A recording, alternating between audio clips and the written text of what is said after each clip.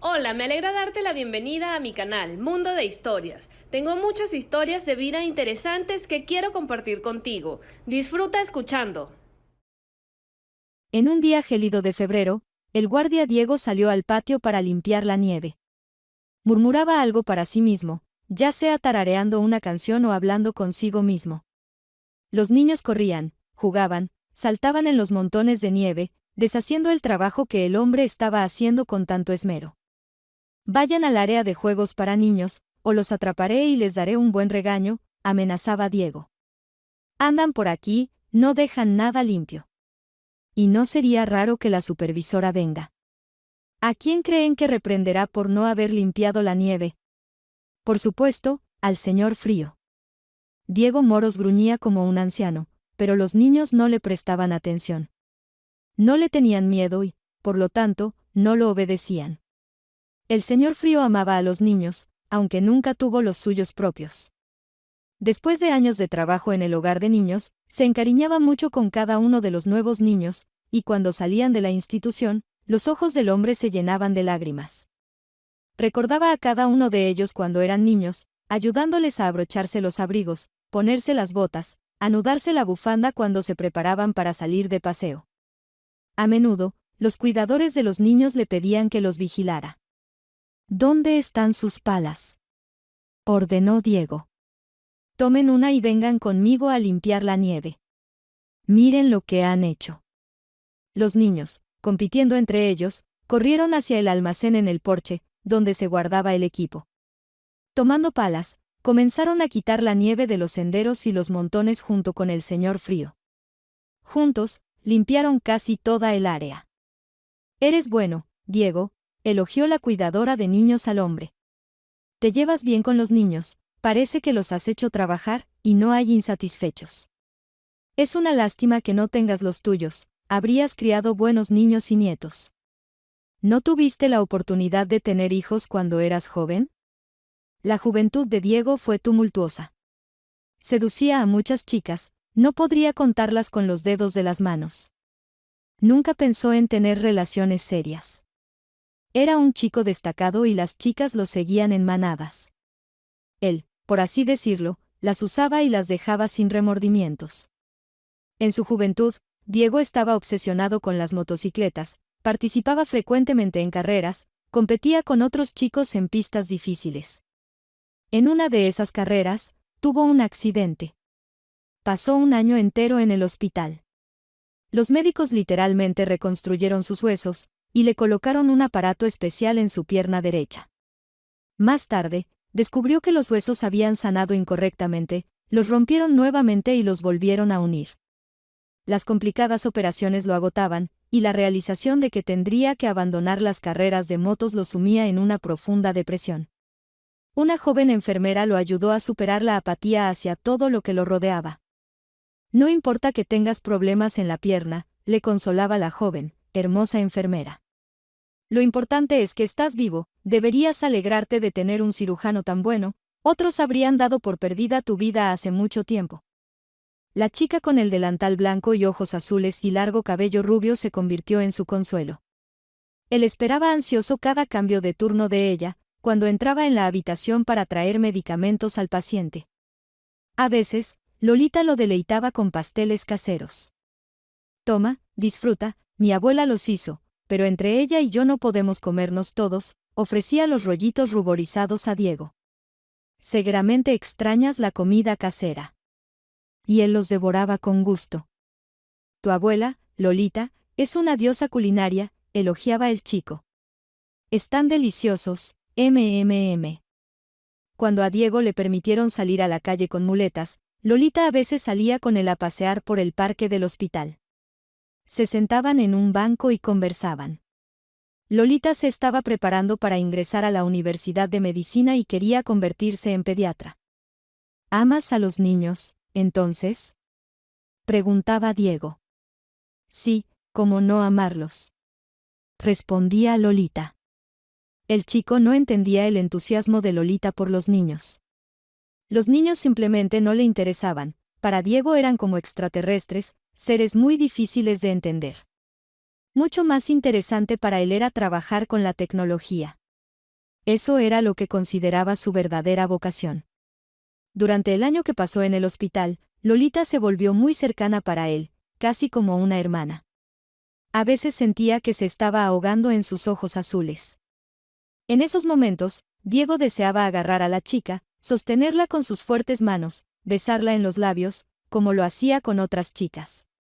Pero Lolita no era así, con ella no podía actuar de esa manera, y el chico lo sentía. Por lo tanto, simplemente la miraba y admiraba su belleza. Bueno, vine a despedirme, dijo una vez Lolita, entrando en la habitación de Diego. Me voy, tengo que rendir los exámenes de ingreso a la universidad. ¿Te vas? A pesar de que Diego sabía sobre los planes de la enfermera para ir a la universidad, esta noticia fue una sorpresa para él. ¿Ya? Sí, es hora, la chica tomó su mano. Recupérate, ¿todo estará bien? Los recuerdos de hace muchos años inundaron al guardia del hogar de niños. Se quedó allí, apoyado en el mango de la pala, desconectado de lo que estaba sucediendo en el patio por un momento. De repente, el señor Frío escuchó un grito. Tío Diego, ven aquí rápido. Llamó Martín Chávez. ¿Qué pasó ahora? Se alarmó el guardia. Rápido, hay una persona congelándose aquí. Gritaba el niño. El señor Frío siguió a Martín hacia la puerta, donde el niño le hacía señas con las manos. Los niños estaban tan absortos que ya habían limpiado la nieve de toda la zona y se habían acercado a la puerta. Abriendo la puerta, se quedaron atónitos frente a un montón de nieve. Casi completamente cubierto de nieve, congelado, parecía inerte, había un niño pequeño sentado en él. Sostenía un peluche en sus manos. Vayan a buscar a la cuidadora de niños, apremió el señor Frío a los niños. Los niños corrieron gritando ayuda hacia el edificio del hogar de niños.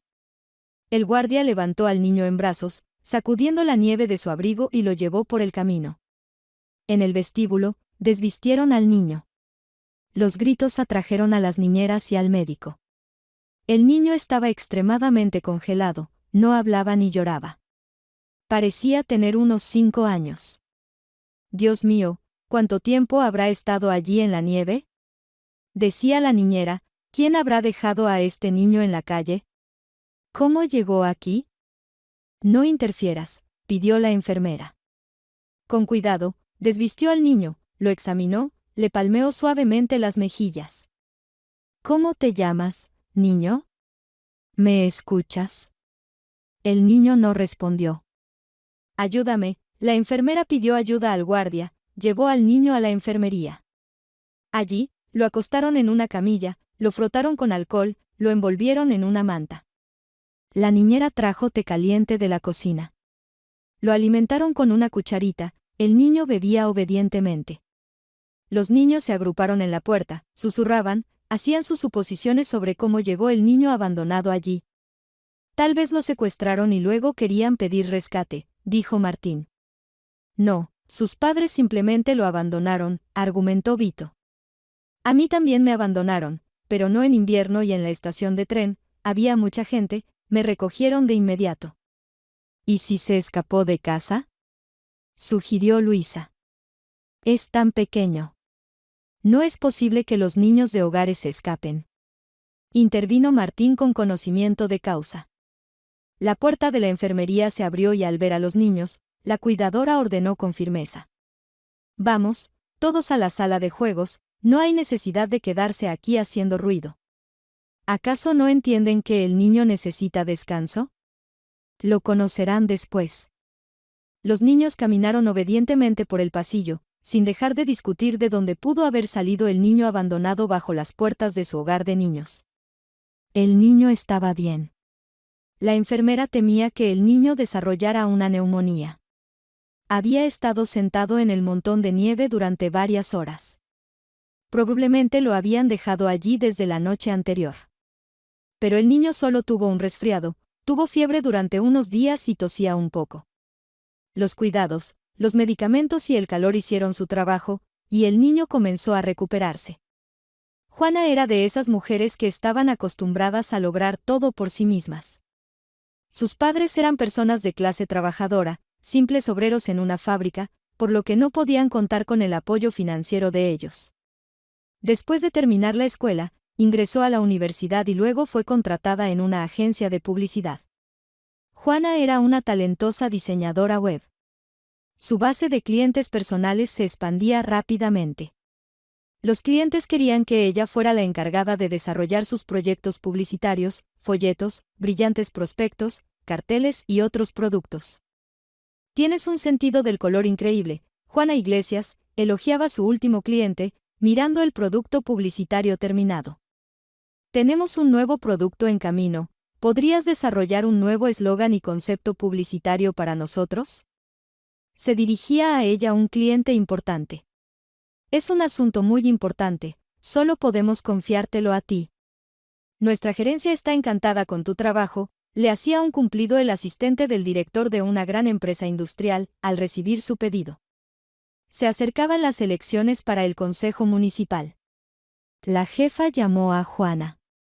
Juana Iglesias, me gustaría que tomaras un encargo del candidato a diputado, el señor Batista. Promete un buen pago, y si el señor Batista llega al consejo, te pagará lo mismo otra vez. La jefa desprendió un sticker limpio de un paquete y escribió en él un número con 5 ceros. Los ojos de Juana se abrieron de par en par, nunca antes había ganado tanto dinero. El señor Batista quiere que seas tú quien se haga cargo de toda su campaña electoral, desde el principio hasta el final, desarrollar el concepto y todos los materiales, incluyendo artículos en periódicos, folletos, carteles, pancartas, publicidad televisiva. La oferta era más que tentadora, pero al mismo tiempo, muy responsable. Juana vivía en un apartamento alquilado, había querido tener el suyo propio, aunque fuera pequeño.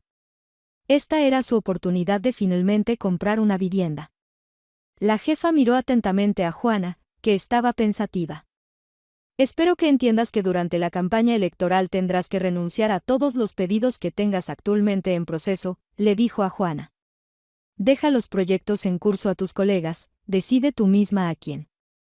Este fue el proyecto más grande durante todo el tiempo que Juana trabajó en la agencia de publicidad.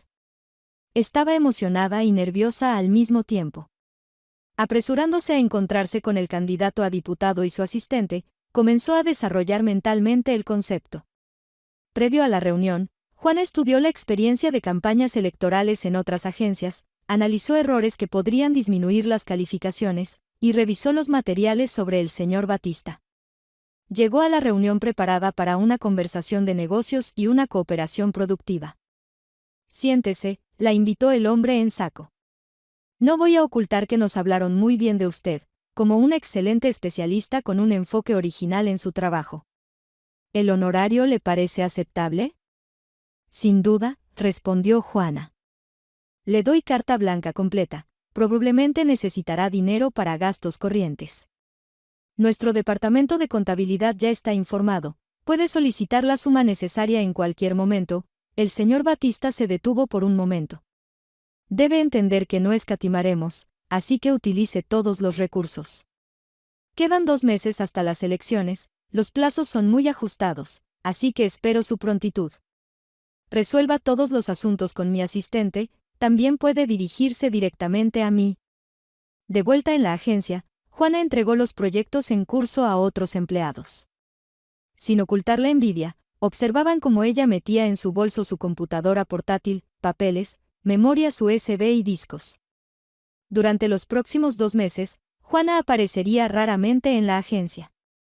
La campaña electoral requeriría su presencia en los eventos del candidato, viajes de negocios y acompañamiento del señor Batista en reuniones con los votantes. Bernardo Batista se dirigió a él. Los análisis muestran que los representantes del sector empresarial están de su lado. Los empresarios y líderes empresariales confían en usted, pero necesitamos asegurar el apoyo de los ciudadanos comunes, los residentes regulares de nuestra ciudad. Sus votos, mayoritariamente, serán los decisivos. Lo escucho. ¿Qué sugiere, Juana Iglesias? Sugiero realizar una entrevista en su casa. Me gustaría que estén presentes miembros de su familia, un ambiente hogareño y agradable, caras sonrientes. Eso no es un problema, respondió el señor Batista, establezca una fecha, prepararé a mi familia. En el día acordado, Juana, acompañada por un camarógrafo de la televisión local, llegó a la casa de la familia del señor Batista. Fueron recibidos por el asistente del candidato a diputado, quien los llevó a la lujosa sala de estar. Siéntense y prepárense, la familia bajará pronto, les dijo. ¿Quieren tomar algo? No, gracias. Juana observó el entorno. La atmósfera era impresionante, muebles costosos, pinturas, una chimenea con estatuillas de porcelana. Caro y hermoso, pensó ella. El lujo en la casa le pareció más un inconveniente que una ventaja. Cuando hagas la grabación, asegúrate de que estos jarrones, estatuillas y cuadros en marcos dorados no aparezcan en el encuadre, le pidió al camarógrafo. No tiene sentido, puede crear una imagen negativa del señor Batista. Nuestra población es de bajos recursos. Concéntrate en los rostros. Pronto entraron en la sala los miembros de la familia. La esposa del candidato lucía seria y tensa. Relájate, cariño, le dijo el señor Batista, no pasa nada, sé natural, habla tranquila y sonríe más. ¿Y yo qué debo hacer?, preguntó una chica de 14 años. Vestía unos jeans rasgados y una camiseta llamativa. En primer lugar, ve a cambiarte y lávate esa pintura de guerra, indicó su padre señalando su ropa llamativa y el maquillaje. ¿Por qué, papá? Se resistió la chica. ¿Es la primera vez que me mostrarán en televisión, y voy a lucir como una aburrida? Te lo dije, ve, cámbiate y lávate, no vayas a salir como una guerrera india. Hola a todos, entró un chico en la sala. Aparentaba unos 20 años. Llevaba puestos unos jeans y un suéter blanco. Su peinado ordenado le quedaba muy bien. Estoy listo, papá, se dirigió al señor Batista, ¿qué debo hacer? Cuando todos estuvieron listos, Juana acomodó a los miembros de la familia en el gran sofá. Sobre la mesa delante de ellos había un hermoso servicio de café. Juana se sentó frente a ellos. Comencemos, ordenó el operador. Nos encontramos de visita en casa del candidato a diputado de la Junta Municipal, Bernardo Batista. Por favor, preséntanos a tu esposa e hijos, comenzó Juana, mirando a la cámara. La entrevista siguió el esquema previamente diseñado por Juana. Las preguntas habían sido discutidas de antemano, y las respuestas no fueron una sorpresa para ella. Nuestro padre no es solo nuestro papá, es nuestro amigo, contaba el hijo del señor Batista, mientras Juana observaba atentamente al chico. Había algo especial en él. Se distinguía de su madre y su padre por la falta de arrogancia, hablaba con facilidad, sin intimidarse frente a la cámara, como si hubiera estado dando entrevistas toda su vida. Siempre podemos recurrir a él para pedir consejo. A pesar de su ocupación, papá siempre encuentra tiempo para ver una película interesante con nosotros o hacer un picnic. Un poco exagerado, pensó Juana. No podía imaginar al señor Batista sentado en el césped rodeado de su familia, o asando carne en una parrilla.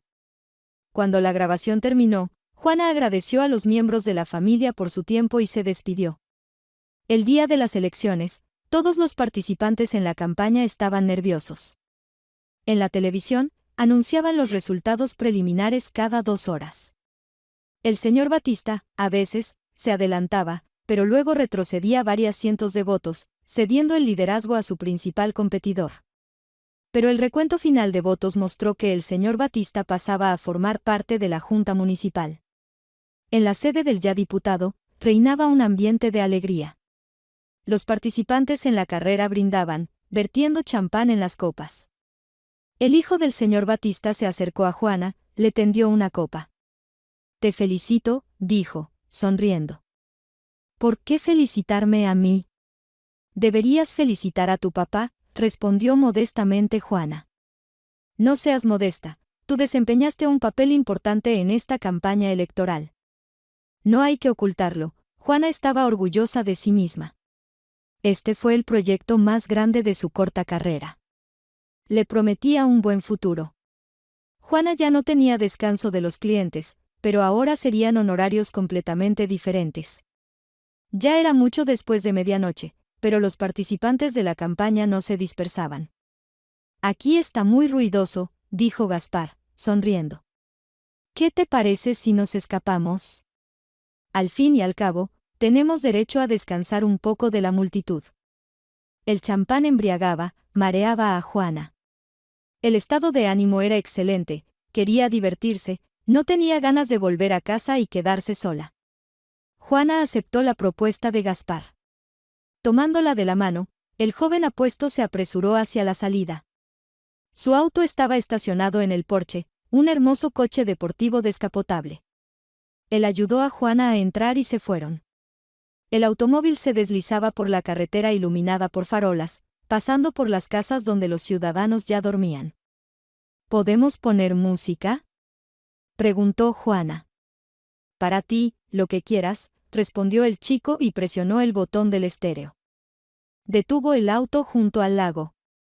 Sacó una botella de champán del asiento trasero y un par de vasos de plástico. ¿Tomamos? Juana aceptó. Cada vez le gustaba más Gaspar. A pesar de que su padre ocupaba un alto cargo, y desde hoy podía considerarse legítimamente miembro del ayuntamiento, el chico se comunicaba con ella en igualdad de condiciones. No se jactaba de su origen, como lo hacen los jóvenes adinerados de hoy en día. Cuando Gaspar se acercó para besarla, Juana inesperadamente no se apartó. Él era tierno, y ella se fundía en sus caricias y roces. «Eres muy hermosa», le susurró al oído, «te deseo mucho, mucho». El corazón de Juana latía furiosamente, su respiración se volvió pesada, un débil gemido escapó de su pecho. Algo extraordinario estaba sucediendo con ella. Ella misma no sospechaba cuánta pasión se escondía en su cuerpo, cuánto deseo este chico apenas conocido podía despertar en ella. Luego estaba acostada, acurrucada junto a él, sintiéndose absolutamente feliz, mientras en el cielo aparecía una alborada apenas perceptible. Juana tenía un día libre legal. Después de la campaña electoral, su jefa le permitió tomarse 2 días de descanso, tras los cuales Juana Iglesias debía volver a sus responsabilidades en la agencia. El señor Batista no mintió. Por la mañana llegó un mensaje a su teléfono. El dinero por el trabajo había sido transferido a la cuenta de Juana. La cantidad, como había prometido el diputado, se había duplicado. La chica estaba encantada, había hecho un gran trabajo, había logrado ganar su propio hogar. Y pronto comenzaría la búsqueda de un apartamento. Llamaron a la puerta mientras Juana tomaba café en la cocina. Arreglando su cabello alborotado, se dirigió al vestíbulo. En la entrada había un mensajero. «Esto es para ti», dijo, entregándole un ramo de rosas blancas. «¿Para mí? ¿De quién?», preguntó la chica. «No lo sé, hay una nota en el ramo», sugirió el mensajero, «firma el documento, por favor». Él le entregó a Juana un recibo y una pluma. Cerrando la puerta, Juana sacó la nota que estaba entre las flores. «A la chica más hermosa del mundo. Te estaré esperando a las 7 en el café de la plaza. Gaspar». Absolutamente feliz, Juana giraba por la habitación con el ramo en las manos. Luego, de repente, se detuvo bruscamente. «Alto. ¿Él la estaba invitando a una cita? ¿Y qué ponerse?». Vestidos, blusas, faldas salieron volando del armario. Finalmente, la chica eligió un vestido azul con un pequeño estampado floral. Le quedaba muy bien. Pasó todo el día anticipando su encuentro con Gaspar. Mirando el reloj constantemente, Juana pensaba que el tiempo pasaba demasiado lento, que cada minuto parecía una hora entera. Gaspar la esperaba en una mesa de la terraza abierta del café. «Te ves hermosa», le dijo, acercando una silla para Juana. «Vamos a pedir algo, si te soy sincero, tengo mucha hambre». Gaspar le pasó el menú a Juana. Después de ver la inmensa cantidad de platos, ella sugirió: «Pide lo que quieras». Pasaron un buen rato, bebiendo vino, conversando y riendo mucho. En el acogedor café, se quedaron hasta que cerraron. Ya estaba oscuro afuera cuando Gaspar la llevó a su puerta. A Juana no le apetecía separarse del chico, y él no soltaba su mano durante mucho tiempo. «¿Qué tal si tomamos té?», preguntó ella. «Con gusto», Su tranquila sonrisa le daba a Juana la confianza de que estaba haciendo todo bien. Él se fue solo temprano por la mañana, prometiendo llamar a Juana. Ella se sumergió en un feliz sueño y durmió hasta la hora del almuerzo. Pasó todo el siguiente día en casa y el lunes regresó al trabajo en la agencia de publicidad. Gaspar no llamó, lo que atormentó a la chica, pero para distraerse de sus pensamientos tristes, se sumergió por completo en sus proyectos. Terminó el día de trabajo. Absorta en sus pensamientos, Juana salió de la agencia. Frente a la entrada, vio un automóvil familiar. Desde el auto, Gaspar le saludaba con la mano. Juana corrió hacia él. «Súbete, vamos», dijo el chico, abriendo la puerta. «¿A dónde?», preguntó Juana. «Pronto lo sabrás», dijo misteriosamente. El auto se movió y se dirigió por las calles hacia la salida de la ciudad. Gaspar llevó a la chica a una pequeña casa de campo. El lugar pertenecía al padre de Gaspar. Aquí venía con sus socios y colegas para pescar, descansar y cocinar en la parrilla. «Hoy no habrá nadie aquí, solo el guardia», dijo Gaspar, llevando a Juana por un estrecho sendero hasta la cabaña de troncos. «Podemos estar solos». La chica estaba feliz. La belleza del entorno la rodeaba. Un río, un lago, junto a la orilla del cual se balanceaba un bote. Cuando oscureció, encendieron la chimenea en la casa y se sentaron en el suelo, abrazados. «Me gustaría pasar así el resto de mi vida contigo», dijo el chico suavemente. «Yo también», le repitió Juana. «Es una pena tener que separarnos», dijo inesperadamente. «¿Separarnos? ¿Por qué?», preguntó Juana con preocupación. «Mi padre me envía a una pasantía en el extranjero», en su voz se escuchaba tristeza. «Tengo que irme». «¿Pronto? ¿Por mucho tiempo?» «Me voy mañana». «Por un año, por ahora, luego ya se verá». Estuvieron en silencio. Cada uno pensaba en lo suyo. «Ahora mi pequeña felicidad ha terminado», pensó la chica, sin poder imaginar cómo sería vivir sin esos encuentros con Gaspar. Al día siguiente, él se fue. 9 meses después, Juana dio a luz a un hijo, lo llamó Víctor. Víctor Flores. «Oh, Juana Iglesias, tenía grandes planes para ti», dijo la jefa con tristeza, llamando a Juana a su oficina. El vientre de la chica ya era muy evidente, no tenía sentido ocultar el embarazo. Tuvo que decir que se iría de licencia dentro de 2 meses. «¿Quién va a trabajar entonces?». «No estoy hablando de tus clientes habituales, se irán tan pronto como sepan que ya no estás trabajando». «Señora López, trabajaré hasta el parto, y luego podré tomar proyectos desde casa», aseguró Juana. «¿Cómo vas a hacer eso? No sé cómo es tener un bebé y trabajar sola, además, no sabes siquiera si podrás hacerlo», dijo la jefa con escepticismo, «pero, si trabajas todo lo que puedas, con todas tus fuerzas, y luego tomas al menos parte de los clientes, estaré muy agradecida». El ingreso por las elecciones le permitió a Juana comprar un pequeño apartamento de 2 habitaciones en una zona residencial. Estaba un poco lejos del trabajo, pero al menos era su propia vivienda, no alquilada. Juana se ocupó cuidadosamente de amueblar el apartamento, comprando cortinas y encargando muebles. Rafael, un colega de trabajo, se ofreció para armar los gabinetes de la cocina. A él le gustaba Juana desde hacía mucho tiempo, pero ni siquiera esperaba reciprocidad. Su amiga Elena vino a ayudar a limpiar, lavando los pisos mientras levantaba la falda y ataba el dobladillo por la cintura, hablando sin parar mientras exprimía el trapo. «Eres afortunada, Juana, tienes tu propio apartamento. Habrá un lugar para que el bebé juegue. ¿Ya decidiste dónde pondrás la cuna? ¿Y la mesa para cambiar pañales?». «Todavía no he comprado nada de eso, es demasiado pronto, y casi no me queda dinero. Mañana traerán un sofá a la sala de estar». «¿Necesitas ayuda para llevar el sofá?». Se ofreció Rafael para ayudar a subir el sofá al 3er piso. «Por supuesto, gracias a ustedes por ayudar».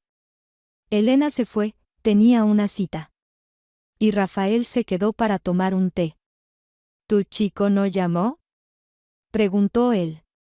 No, suspiró la chica, no hay noticias de él. Estos chicos ricos siempre tratan así a las chicas.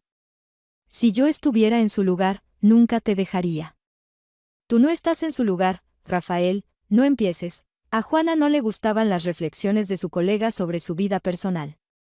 Se dio cuenta de que él la trataba de manera especial, mostraba señales de atención. Este hecho no la alegraba, pero sin la ayuda masculina, le resultaría difícil en su situación. Rafael la ayudaba con las compras de víveres, instalaba los azulejos en el baño. No tuvo que contratar trabajadores ni pagar dinero extra. ¿Cuándo vas a comprar la cuna? Cambió de tema Rafael, entendiendo que Juana se enojaría y lo echaría. Y él quería quedarse un poco más en su casa. La próxima semana, respondió la chica, acariciando suavemente su vientre redondeado. El bebé ya estaba pateando en su vientre. Juana se estremecía por sus movimientos inesperados y se alegraba al mismo tiempo. ¿Quieres que te acompañe?, propuso Rafael. Tomaré el auto de mi padre y llevaremos todo de una vez, compraremos el cochecito, la cuna, la bañera, ¿qué más necesita el bebé? Sería genial, estuvo de acuerdo Juana. Rafael cumplió su palabra. Uno de los días, se tomaron un descanso temprano del trabajo y fueron a una tienda de bebés. Había de todo en esa enorme tienda. Juguetes, ropa para recién nacidos, biberones, juguetes, alimentos para bebés. Mientras caminaba por los estantes, Juana no podía contener su emoción. Me encantaría comprar todo esto para mi niño, le decía a Rafael.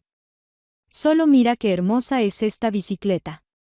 Para la bicicleta todavía es muy pequeño, se reía Rafael.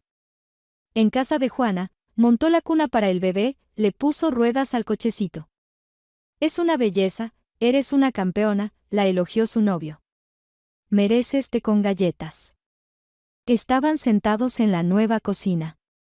Rafael revolvía lentamente el azúcar en su taza, pensando en algo. De repente, miró a Juana directamente a los ojos y dijo: «Cásate conmigo». Ella se quedó sin palabras, sorprendida.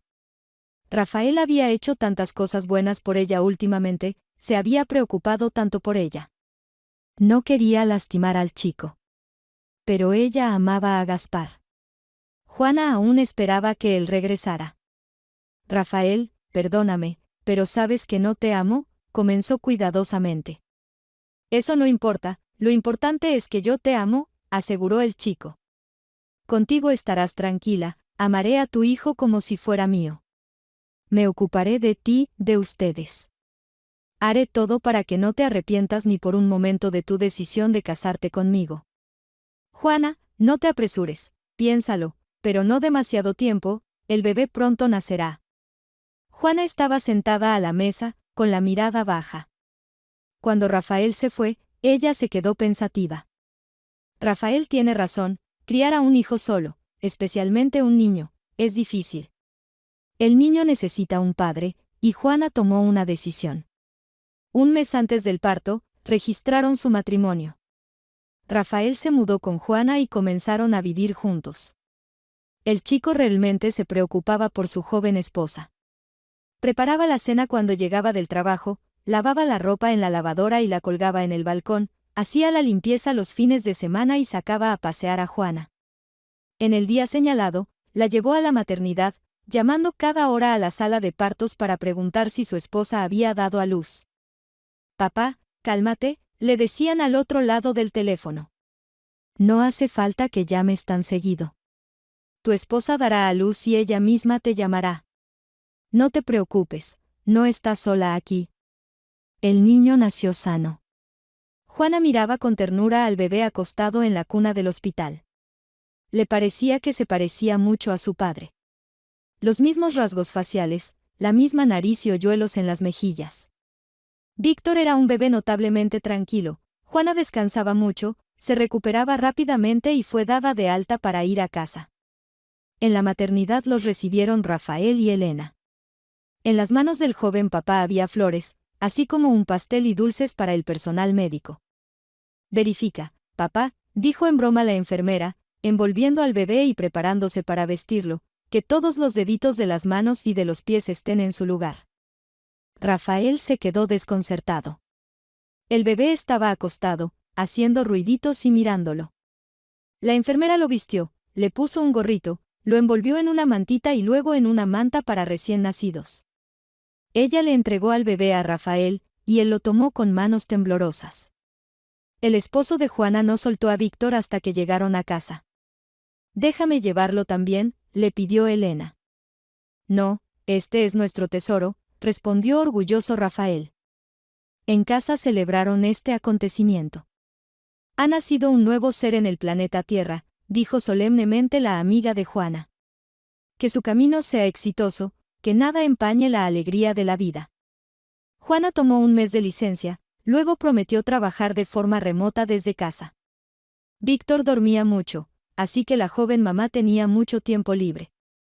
Rafael iba al trabajo todos los días y por la noche se apresuraba a casa para pasear con el cochecito en el patio, ayudar a su esposa a bañar al niño antes de dormir. Llevaban casados varios meses, pero no había intimidad entre los cónyuges. Juana siempre encontraba una excusa para rechazar a Rafael. Al principio él lo tomaba con comprensión, pensando que después del parto necesitaba recuperarse, y además el bebé le quitaba mucho tiempo y Juana estaba cansada. Pero en una de las noches, cuando Víctor dormía pacíficamente en su cuna, Rafael intentó abrazar a su esposa, sus manos insistían en levantar su camisón de dormir. «No, Rafael», trató de apartar a su esposo Juana. «Sí, debes, eres mi esposa, no puedo seguir así», él se lanzó sobre ella con todo su cuerpo. Sus manos fuertes tocaban sus pechos, nalgas, piernas de la mujer. Juana se rindió. Ahora Rafael le hacía esto regularmente. Después del sexo, Rafael se recostaba en las almohadas y sonreía satisfecho. Juana luego tardaba mucho en conciliar el sueño, todavía sintiendo sus caricias en su cuerpo. La intimidad con su esposo no le traía alegría. Ella le estaba agradecida por todo, pero no lo amaba de la misma manera que amaba a Gaspar, que había desaparecido de su vida tan repentinamente como había aparecido. «En unos días iré a ver a mis padres», dijo una mañana durante el desayuno a Rafael. «Mi padre está enfermo, necesito visitarlo, y además mi madre estaba deseando ver a su nieto». Rafael terminaba de masticar su sándwich. «Ve, te acompaño a la estación de autobuses», dijo él. «Cuando regreses, llama, iré a recogerte. Conozco a tu madre, seguro que te carga con muchas bolsas de compras de nuevo». «Está bien, llamaré», dijo Juana mientras preparaba la fórmula en el biberón del bebé y se dirigía a la habitación para alimentar a Víctor. Al día siguiente, Rafael la acompañó hasta la estación de autobuses interurbanos, la ayudó a sentarse, luego salió y, sonriendo, le hizo señas con la mano. Durante todo el viaje, Víctor durmió y solo se despertó en la parada de Juana. «Hija, qué alegría que vinieran», la madre de Juana la recibió en la plataforma. «Ya ni esperaba verte. ¿Cómo fue el viaje? ¿Estás cansada?» «Todo bien, mamá, Víctor durmió todo el camino», respondió la hija. «Bueno, vamos, rápido, tu padre está solo en casa, quién sabe qué le habrá pasado», la mujer se apresuró, tomando de las manos de su hija la bolsa con las cosas del bebé. «Mamá, qué bien se está en casa», se alegró Juana mientras desvestía al niño. Los extrañaba mucho, ni siquiera pueden imaginarlo. La madre de Juana se sentó junto a ella, observando a su nieto. Desde su última reunión, había crecido notablemente. Los mechones oscuros de cabello formaban rizos en su cabeza. «Tan rizado, como lo eras tú en la infancia», dijo la abuela de Víctor sonriendo. Salió de la habitación el padre. Estaba ansioso por abrazar a su hija y ver a su nieto. «Bueno, Víctor Flores, nos presentaremos», dijo, tomando al niño de la mano. El niño agarró firmemente el dedo del abuelo. «¡Guau! ¡Qué fuerte! Está creciendo un héroe, y yo soy tu abuelo». «Papá, ¿cómo está tu salud?», preguntó Juana preocupada. «Todavía me muevo lentamente», respondió el hombre. «La vejez no le da fuerza a nadie». «Oh, vamos, no importa cuántos años tengas, de todos modos nos divertirás», trató de animar al padre Juana.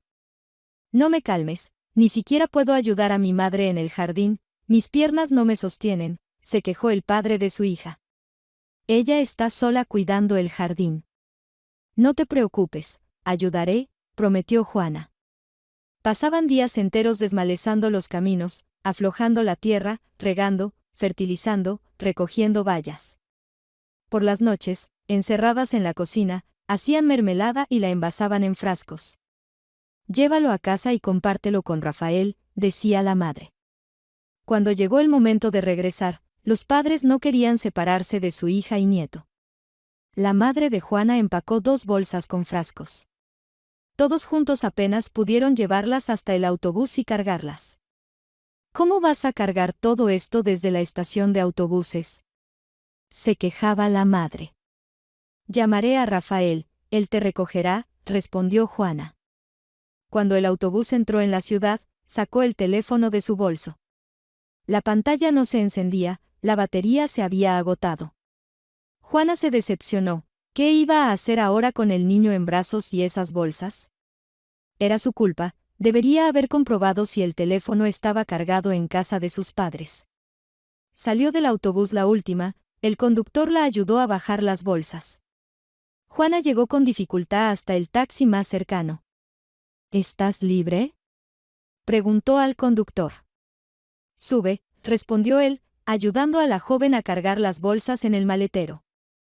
En la entrada de su casa pagó al taxista, respiró hondo y miró las ventanas del 3er piso. Claro, Rafael no podía saber que estábamos de regreso y no nos estaba esperando, pensó mientras abría la puerta del vestíbulo. El camino hasta el apartamento parecía más una prueba. La chica subía al niño por cada tramo de escaleras, lo sentaba en los escalones, corría rápidamente hacia abajo por las bolsas.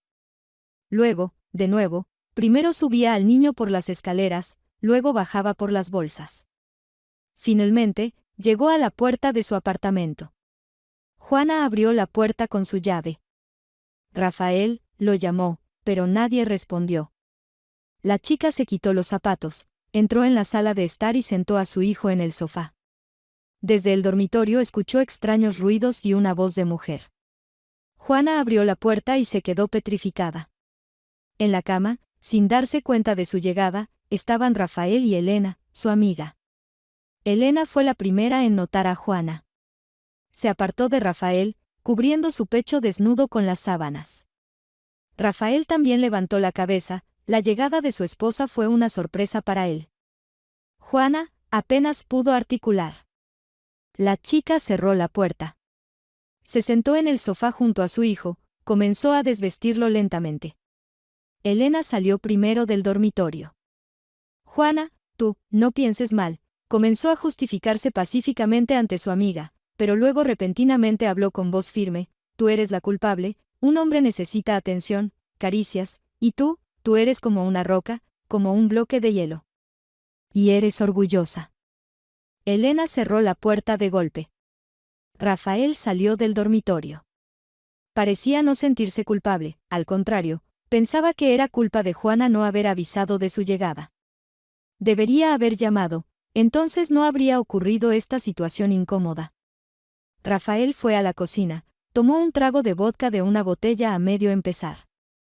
Al regresar a la habitación, donde Juana estaba ordenando cuidadosamente las cosas de Víctor en el armario, le preguntó: ¿por qué no estás gritando? ¿No me estás culpando de traición? Su lengua se trababa ligeramente. Juana guardó silencio, lo que enfureció a su esposo. Demasiado orgullosa, ¿eh? Se excitó aún más Rafael. ¿A quién le importas con tu orgullo?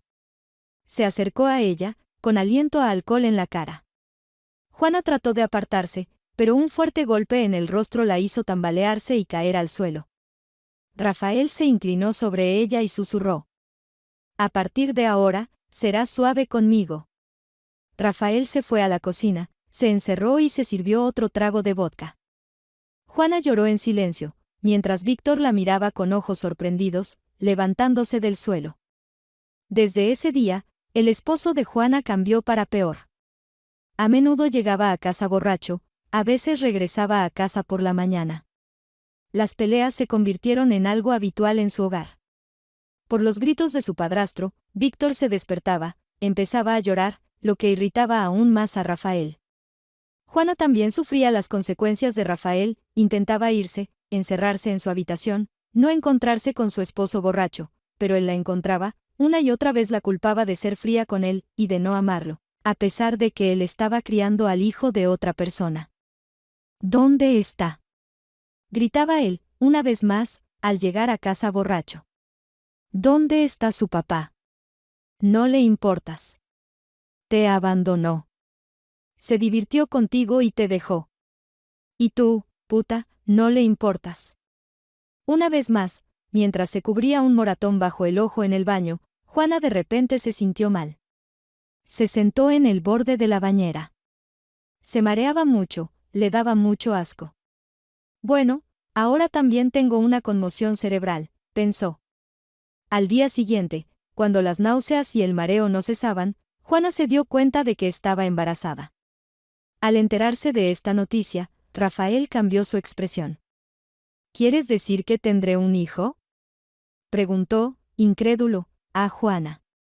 ¿Tendremos un hijo juntos? ¿Mi propio hijo? ¿Mi sangre? Rafael de repente levantó a Juana en brazos, comenzó a girar con ella por la habitación. Bájame, por favor, le pidió ella descontenta. No quería tener un hijo de un esposo alcohólico que además la golpeaba regularmente. Rafael entendió sus pensamientos. Se arrodilló frente a Juana, la abrazó, apoyó su mejilla en su vientre, donde la vida de su hijo estaba floreciendo. Juana, Juana, susurró él, perdóname, por favor, perdóname. Cambiaré, todo cambiará en nuestra vida. La mujer guardó silencio, le resultaba insoportable escuchar a su esposo. Rafael levantó la cabeza, la miró, se puso de pie y dijo enojado: Si intentas abortar, te mataré. Los meses restantes antes del parto, su esposo ni siquiera tocó a Juana. Él fue atento, siempre llegaba a casa a tiempo y no bebía. Aunque a veces las camisas de su esposo olían mucho a perfume de mujer. Pero Juana no le prestaba atención. El embarazo fue muy difícil. Siempre estaba nauseabunda, con dolor en la parte inferior del abdomen. A veces pensaba que sería mejor si él la golpeara y tuviera un aborto espontáneo. Se supone que debes tener hijos con el hombre que amas, pero hacia Rafael, cada día sentía indiferencia mezclada con odio. En el próximo ultrasonido, Rafael fue con ella. Juana se acostó en la camilla, levantó su blusa. Su esposo miraba fijamente la pantalla como si pudiera entender lo que aparecía en ella durante el examen. Pero la amable enfermera lo ayudaba a entender. Mira, comenzó ella, señalando con el dedo la imagen en blanco y negro que se movía y de repente se cayó. La mujer miraba atentamente la pantalla del monitor. «Guau, papá, felicidades, son gemelos». Juana se levantó inesperadamente, apoyándose en el codo. ¿Estás seguro?, preguntó ella. En nuestra familia no hay gemelos. Si los hay, la interrumpió su esposo. Mi abuelo tuvo un hermano gemelo, pero murió en la infancia. Bueno, ya ves, dijo la enfermera, ahora todo tiene sentido. Y los gemelos son una bendición. Siempre estarán juntos, se ayudarán mutuamente en la vida si es necesario. De regreso a casa, Rafael y Juana regresaron en silencio. Dejaron a Víctor con la vecina por un tiempo. Al ver a su madre, dejó su juguete, sonrió y extendió los brazos. Ven a mí, mi niño. Juana quería levantar a su hijo, pero su esposo la detuvo.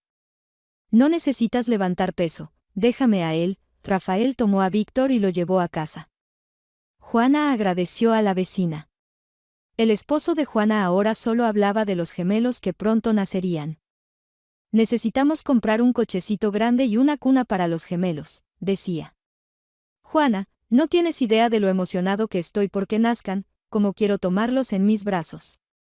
Todos mis amigos tienen hijos de a uno, pero tú, eres genial, tienes 2 de una vez. Se nos van a envidiar.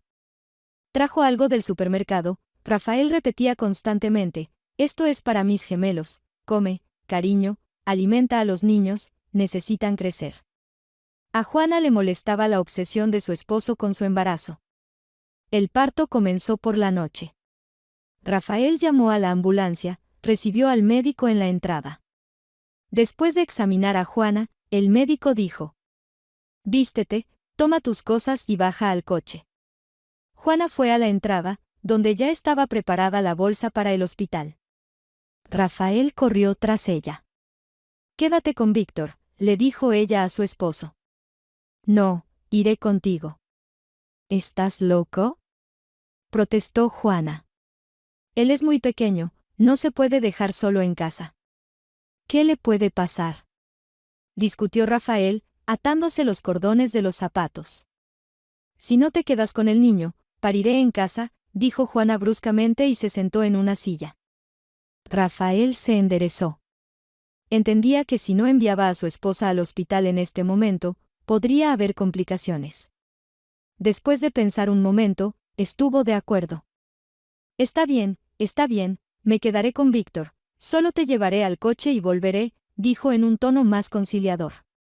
Viendo cómo se alejaba la ambulancia del edificio, Rafael estaba preocupado. Se dirigió alrededor de la esquina de la casa a paso lento. En el edificio de al lado había un bar nocturno donde siempre se podía comprar alcohol. Rafael compró 2 botellas de vodka y regresó a casa. Víctor lloraba en la cuna. El niño se despertó.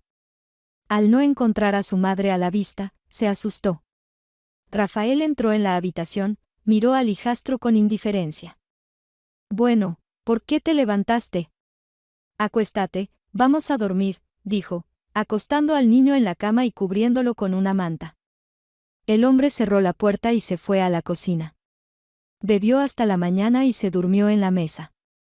Una llamada telefónica y el grito de Víctor lo sacaron del estado de sueño ebrio. Rafael no entendió de inmediato a dónde correr primero. Tomó al niño en brazos y empezó a buscar el teléfono. En la pantalla apareció una llamada perdida de su esposa. Rafael intentó devolver la llamada, pero el abonado ya estaba fuera del área de cobertura. «Maldición», maldijo Rafael, sentando a Víctor en la trona.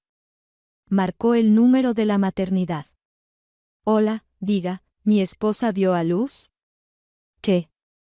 ¿El apellido?». Él dio el nombre de Juana. La mujer al otro lado de la línea se quedó en silencio por un momento, y luego respondió: «Sí, dio a luz. 2 niñas, pesan 340 y 350 gramos, altura de las gemelas 52 centímetros. ¿La parturienta se siente bien?». «¿Cómo niñas?», preguntó sorprendido Rafael. «¿Seguro que no se equivocaron?». Pero en el otro extremo ya habían colgado.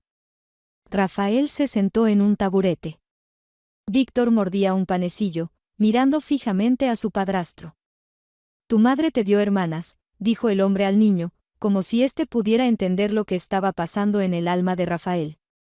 Él soñaba con tener un hijo, y cuando se enteró de que serían gemelos, ya imaginaba cómo sería un padre feliz de 2 niños, cómo se enorgullecería de ellos, cómo jugaría en el parque infantil. Y esta desalmada Juana ni siquiera pudo dar a luz a niños normales, dio a luz a chicas. Una ola de decepción envolvió al hombre. Abrió la nevera, sacó una botella de vodka sellada. El día del alta, Rafael llegó a la maternidad oliendo fuertemente a alcohol. Sostenía a Víctor de la mano. El niño llevaba ropa vieja. En manos del hombre había un ramo de flores marchitas. «Bueno, papá, recibe a tus hijas», dijo la enfermera, arrugando la nariz por el olor que emanaba del hombre. Rafael tomó a las niñas en brazos, mientras Juana se precipitaba hacia su hijo. «Víctor, ¿cómo te he echado de menos?», exclamó. El niño abrazaba a su madre, sin querer soltarla. En casa, Rafael puso una botella de vodka en la mesa. «Vamos, ¿qué te parece si brindamos por la salud de las niñas?», dijo, sirviendo vodka en 2 vasos. «Estoy amamantando a los bebés, así que no beberé», se negó Juana. Le resultaba repugnante ver a su esposo intoxicado. Mientras la mujer cambiaba a las niñas, Víctor estaba de pie a su lado, mirando a sus hermanitas.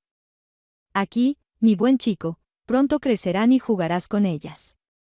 Será divertido para ustedes estar juntos.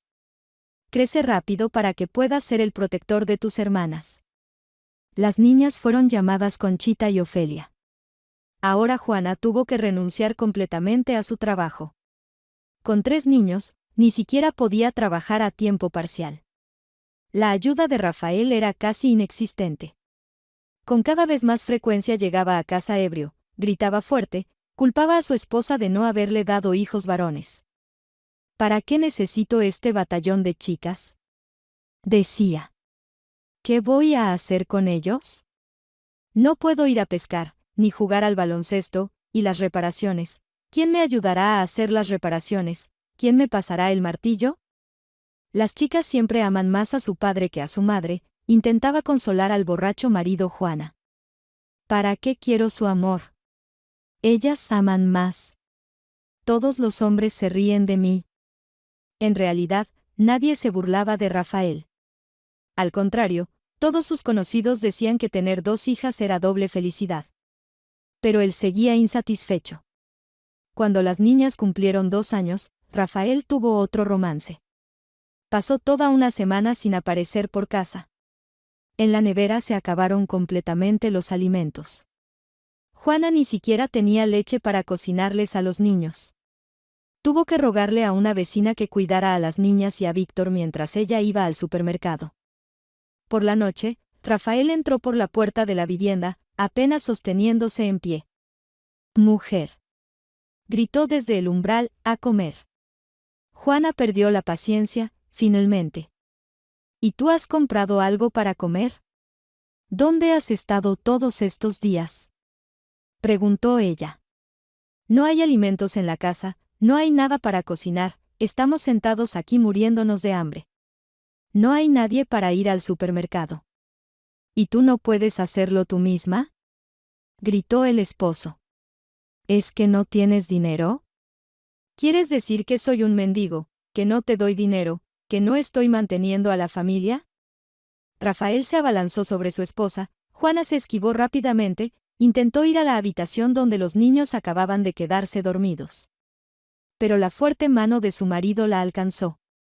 Rafael la agarró, la tiró al suelo, empezó a desnudarla. «Soy un buen marido, ahora te lo voy a demostrar», gritaba en el oído de Juana, envolviéndola en el olor del alcohol. La mujer intentaba liberarse del peso de su marido, pero él la aplastaba cada vez más fuerte contra el suelo. «Déjame», gritó ella. «Estoy harta de ti». Después de sus palabras, vino un fuerte golpe en la cabeza. Ante los ojos de Juana todo se volvió borroso: el armario, la lámpara del techo, el sofá, su marido que se cernía sobre ella con el puño levantado. Él la golpeó durante mucho tiempo, golpeó en la cara, en la cabeza, pateó el estómago, todo el cuerpo. Después de desahogar su ira, Rafael se dirigió a la cocina, cogió de su chaqueta una botella de vodka que había empezado. «Vas a aprender cómo no amar a un marido, cómo pelear con un hombre en su propia casa», decía a través de sus dientes. Rafael se despertó en medio de la noche. Tambaleándose, entró en la habitación donde Juana yacía en el suelo. «Oye, ¿por qué no te levantas?», dijo, mirando fijamente a su esposa. «Levántate, vamos, se me acabó el dinero, dame dinero para una botella de vodka». Juana no respondía ni se movía. Rafael la tomó de la mano, tratando de levantarla, pero su cuerpo flojo no mostraba signos de vida. «¿Estará muerta?», pensó el hombre. Se inclinó hacia su rostro, tratando de escuchar su respiración. Muerta, Rafael empezó a recuperar la sobriedad bruscamente, a volver en sí. Poco a poco comenzó a darse cuenta de lo que había sucedido. ¿Había golpeado a su esposa hasta matarla? El hombre se asustó, se revolcó por la habitación, sin saber qué hacer. Ahora lo meterían en la cárcel, pero no podía permitirlo, no quería estar tras las rejas. Sentado en el sofá, Rafael agarró su cabeza con las manos, empezó a balancearse como una cobra antes de atacar, gimió, sollozó. La única salida posible le parecía muy clara. Tenía que ocultar el cuerpo, llevarlo lejos de la casa para evitar sospechas. El hombre se vistió, envolvió el cuerpo sin vida de su esposa en una alfombra ensangrentada, la cargó sobre sus hombros y salió en silencio de la casa. Atravesó el patio vacío, cruzó la zona del parque forestal, llegó al lago. Caminando sobre el hielo, cayó varias veces, dejando caer el cuerpo de su esposa, se levantó y lo arrastró de nuevo hacia el centro del estanque. Allí había agujeros. Rafael sumergió el cuerpo en el agua negra, observó cómo el lago se llevaba a Juana en sus profundidades. Cuando regresó a casa, limpió los platos en la cocina, fregó el suelo de la habitación, intentó poner orden. El resto de la noche, Rafael se duchó, se afeitó, se arregló. Sabía que pronto buscarían a Juana, tal vez incluso por la mañana la encontrarían los pescadores en el lago. Decidió informar de la desaparición de su esposa, diciendo que se había ido por la noche y aún no había regresado. La policía no aceptó su declaración. Su esposa volverá, dijo el capitán de policía en la comisaría. Esto pasa, las esposas desaparecen, quizás se quedó en casa de alguna amiga. Vaya a casa y espere. Pero si no aparece en 3 días, aceptaremos su declaración. Rafael no encontraba paz consigo mismo. ¿Había matado a su esposa, la madre de sus hijos, con sus propias manos? Ah, sí, se acordó de los niños. Estaban jugando en el suelo. Necesitaba alimentar a los niños. Rafael abrió la nevera, pero estaba vacía. En los estantes de los armarios de la cocina tampoco había nada. Rafael se rascó la cabeza. Tendré que ir al supermercado, pensó. Llamó a la puerta de su vecina. Lolita, hola, ¿puedes quedarte un momento con mis hijos? Le pidió. Voy al supermercado muy rápido, compraré comida. La mujer accedió a regañadientes. Rafael corrió al supermercado, mientras tanto, iba haciendo mentalmente la lista de lo que necesitaba comprar.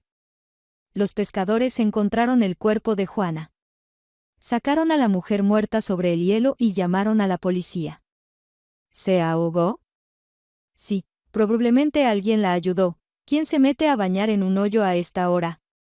Especulaban entre ellos mientras esperaban al equipo forense. Interrogaron a Rafael. Fue el principal sospechoso del asesinato de su esposa. ¿Dónde estuvo esta noche?, le preguntó el investigador. Estuve en casa, respondió. Puse a los niños a dormir, vi la televisión. Luego las niñas comenzaron a llorar, las balanceé, las calmé. La madre no estaba en casa en ese momento. Sus declaraciones fueron bastante convincentes. Después de hacerle algunas preguntas más al afligido esposo de la difunta, los policías se retiraron. La investigación se estancó y fue relegada a la lista de espera. Unos días después, entregaron el cuerpo de Juana a su esposo para que pudiera enterrarla. Elena se ofreció a ayudar con los funerales. O mejor dicho, ella se quedó con los niños, mientras Rafael iba al cementerio a comprar un lugar para su esposa, luego a la funeraria, luego a la morgue. En el funeral la gente murmuraba. Tan joven y ya muerta, ¿cómo van a vivir ahora los niños sin ella? Era una madre tan buena, cariñosa, siempre estaba con los niños. No puedo creer que tuviera un romance. Entonces, ¿quién la mató? Es aterrador, sales de casa y terminas en un hoyo con la cabeza abierta. Después del funeral de Juana, Elena se mudó con Rafael. Ya habían estado saliendo durante varios años en su apartamento alquilado. Ahora ya no tenían que esconderse, podían vivir juntos. Debido a toda esta historia desagradable, Rafael fue despedido de la agencia de publicidad. A su jefa nunca le gustaron sus ausencias ni llegar al trabajo en estado de embriaguez. Tenemos que separarnos de usted, dijo la señora López, mirando atentamente al hombre a través de las gruesas lentes de sus gafas. Abatido, Rafael volvió a emborracharse. Elena con gusto le hizo compañía. Mientras bebían en la cocina, ella se quejaba. ¿Cómo vamos a vivir ahora? Necesitas encontrar un nuevo trabajo urgentemente. Con mi sueldo solo no podemos sobrevivir. ¿Crees que es fácil encontrar trabajo en nuestra ciudad en mi campo? Apenas articulaba Rafael. ¿Y cómo vamos a alimentar a tus hijos?, insistía Elena. El hombre no tenía respuesta a esa pregunta. Ahora estaba preocupado por algo completamente diferente. Elena, ve al supermercado, compra una botella de vodka, le pidió, sosteniendo en la mano un envase vacío de vodka. También compra algo de comer para los niños. Sacó algunas facturas de su bolsillo, todo lo que quedaba del pago que recibió en la agencia. Los niños lloriqueaban mientras estaban sentados en el suelo entre sus juguetes, querían comer. El padre ebrio les dio un pedazo de pan de centeno. Tranquilos, dijo, poniendo el dedo sobre sus labios, pronto mamá Elena les traerá comida. La mujer regresó con 2 botellas de vodka. No sabía qué comprar para los niños, así que tomó salchichas y leche. ¿Crees que comerán salchichas?, preguntó Rafael. No lo sé, nosotros comemos y ellos comerán, se justificó Elena. Y si se niegan, nosotros las comeremos. Pero en realidad, Rafael, no estoy obligada a alimentar a tus hijos. Deberías pensar en cómo alimentarlos tú mismo. No es fácil alimentar a los 3, dijo pensativo el hombre. Sí, especialmente porque Víctor ni siquiera es tu hijo. Y ahora tendrás que criarlo, gastar dinero. De repente, a Elena se le ocurrió un pensamiento inesperado. Rafael, ¿por qué no lo llevas a un orfanato?, dijo, encendiendo un cigarrillo. ¿Al orfanato? No, eso es complicado. Además, si lo llevo allí, podrían quitarme la custodia de las niñas. Y ellas son mis hijas de sangre. Pero Víctor no es tu hijo biológico, insistió Elena. Víctor no es biológico, pero no iré al orfanato. Luego los servicios sociales me llamarán para verificación, y yo no estoy trabajando. ¿Quieres que me quiten a mis hijas?, Elena frunció el ceño. No le gustaba la perspectiva de criar y cuidar al hijo de Juana, que no se sabía de quién era. Déjalo en la puerta del orfanato. Tenemos un gran orfanato en nuestra ciudad. Allí hay unas puertas enormes, de hierro forjado, lo encontrarán y lo llevarán al establecimiento, sugirió la amante del hombre como salida a la situación complicada. Después de pensarlo un poco, Rafael estuvo de acuerdo con Elena en que esa era la única salida. Así las niñas se quedarían con él y se desharía de una boca extra. Cuando oscureció afuera y las luces de las casas se apagaron, Rafael y Elena vistieron a Víctor, le dieron su peluche favorito y lo llevaron a las puertas del orfanato. Quédate aquí, le dijeron al niño y se alejaron. La nieve caía en la calle. El viento de febrero aullaba, asustando al niño de 5 años. Para no tener tanto miedo, cerró los ojos y abrazó más fuerte a su peluche. En un montón de nieve, encontraron a Víctor los niños que, junto con el guardián, el señor Moros, estaban limpiando la nieve en el área del hogar infantil. Curaron al niño, lo dejaron en el orfanato. La administración del orfanato se dirigió a la policía, pero nadie buscó al niño. Cuando le preguntaron, ¿cómo te llamas?, el niño respondió, Víctor. Ese nombre le dejaron, y le dieron el apellido Díaz. El niño rápidamente se hizo amigo de Martín Chávez y Luisa. Los chicos eran un par de años mayores que Víctor, lo cuidaron con esmero al principio, lo enseñaron. Cuando vayas a cenar, dijo Martín con un tono serio, no te comas el pastel de inmediato, llévatelo contigo. Sabes, a veces tienes hambre por la noche. Entonces la reserva te vendrá bien. En el cajón de Martín siempre había provisiones de comida. Además de los pasteles, por la noche sacaba rebanadas de pan.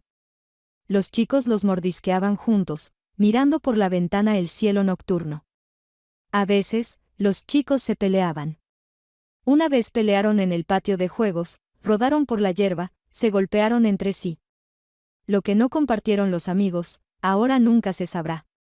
El guardián, el señor Moros, fue el primero en notar la pelea, caminando y cojeando con su pierna derecha, se apresuró al patio de juegos.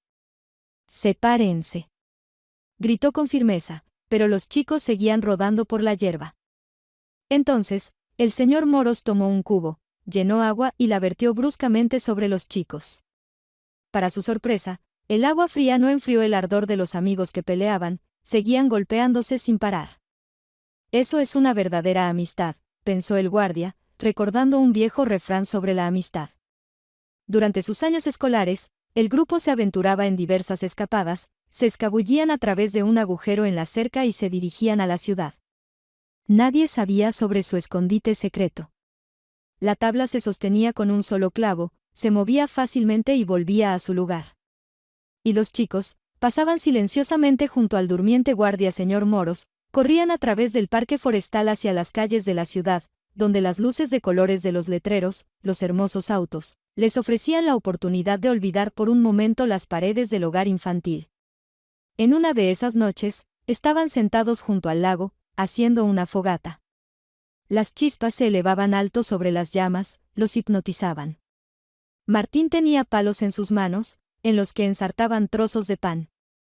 El pan tostado en el fuego era fragante, crujiente en la boca. ¿Qué quieres ser cuando crezcas?, preguntó Martín a Víctor. No lo he pensado aún, supongo que iré a la universidad, respondió el adolescente, añadiendo ramitas al fuego. ¡Qué gracioso! ¿Quieres ir a la universidad para vivir toda la vida con un solo salario? El chico se rió de la ingenuidad de Víctor. ¿Y qué? Todos viven así, trató de argumentar el joven oponente. Estás equivocado, no todos. Yo, por ejemplo, no quiero estudiar en absoluto. Hay muchas maneras de ganar dinero sin ir a trabajar como un maldito. ¿Qué formas son esas?, se sorprendió Víctor. Te lo diré más tarde, intrigó a la compañía Martín. El adolescente desarrolló todo un plan para enriquecerse. En su imaginación, todo parecía fácil y sencillo. En uno de los días en que escaparon de nuevo del hogar infantil, Martín les contó a Luisa y Víctor. Todo es muy simple. Encontramos algún coche con una mujer al volante. Ella se sienta en el coche, comienza a retroceder.